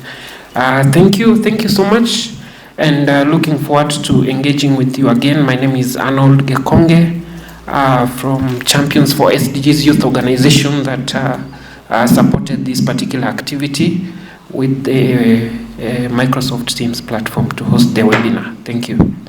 Thank you. Thank you all. A round of applause again. So if you please can walk out, we have a group photo, and then I think we'll proceed for lunch after. That's okay? All right, so the lunch will be served outside. Let's please feel free to carry your bags or not. I think they are safe here. They are safe. Let's go for a group photo outside. Thank you very much. Thank you all.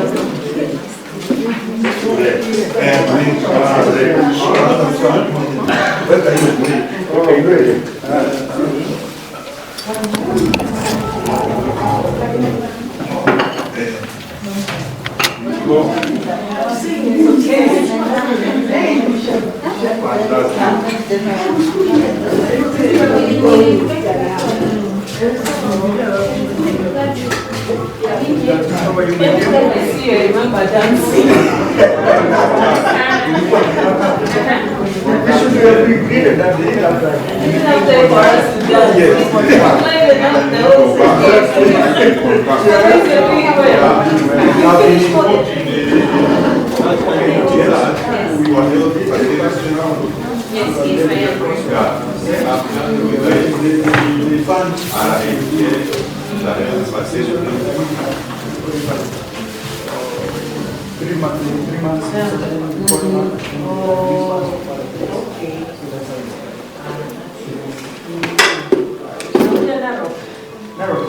Actually, I have my day tomorrow.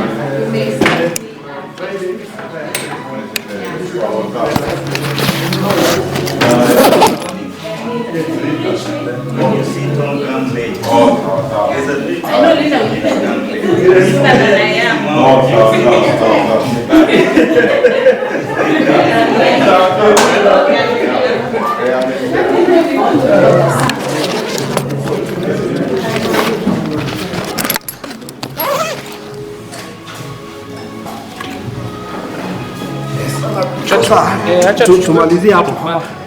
Sawa. Tunaweza ifunga? Sawa.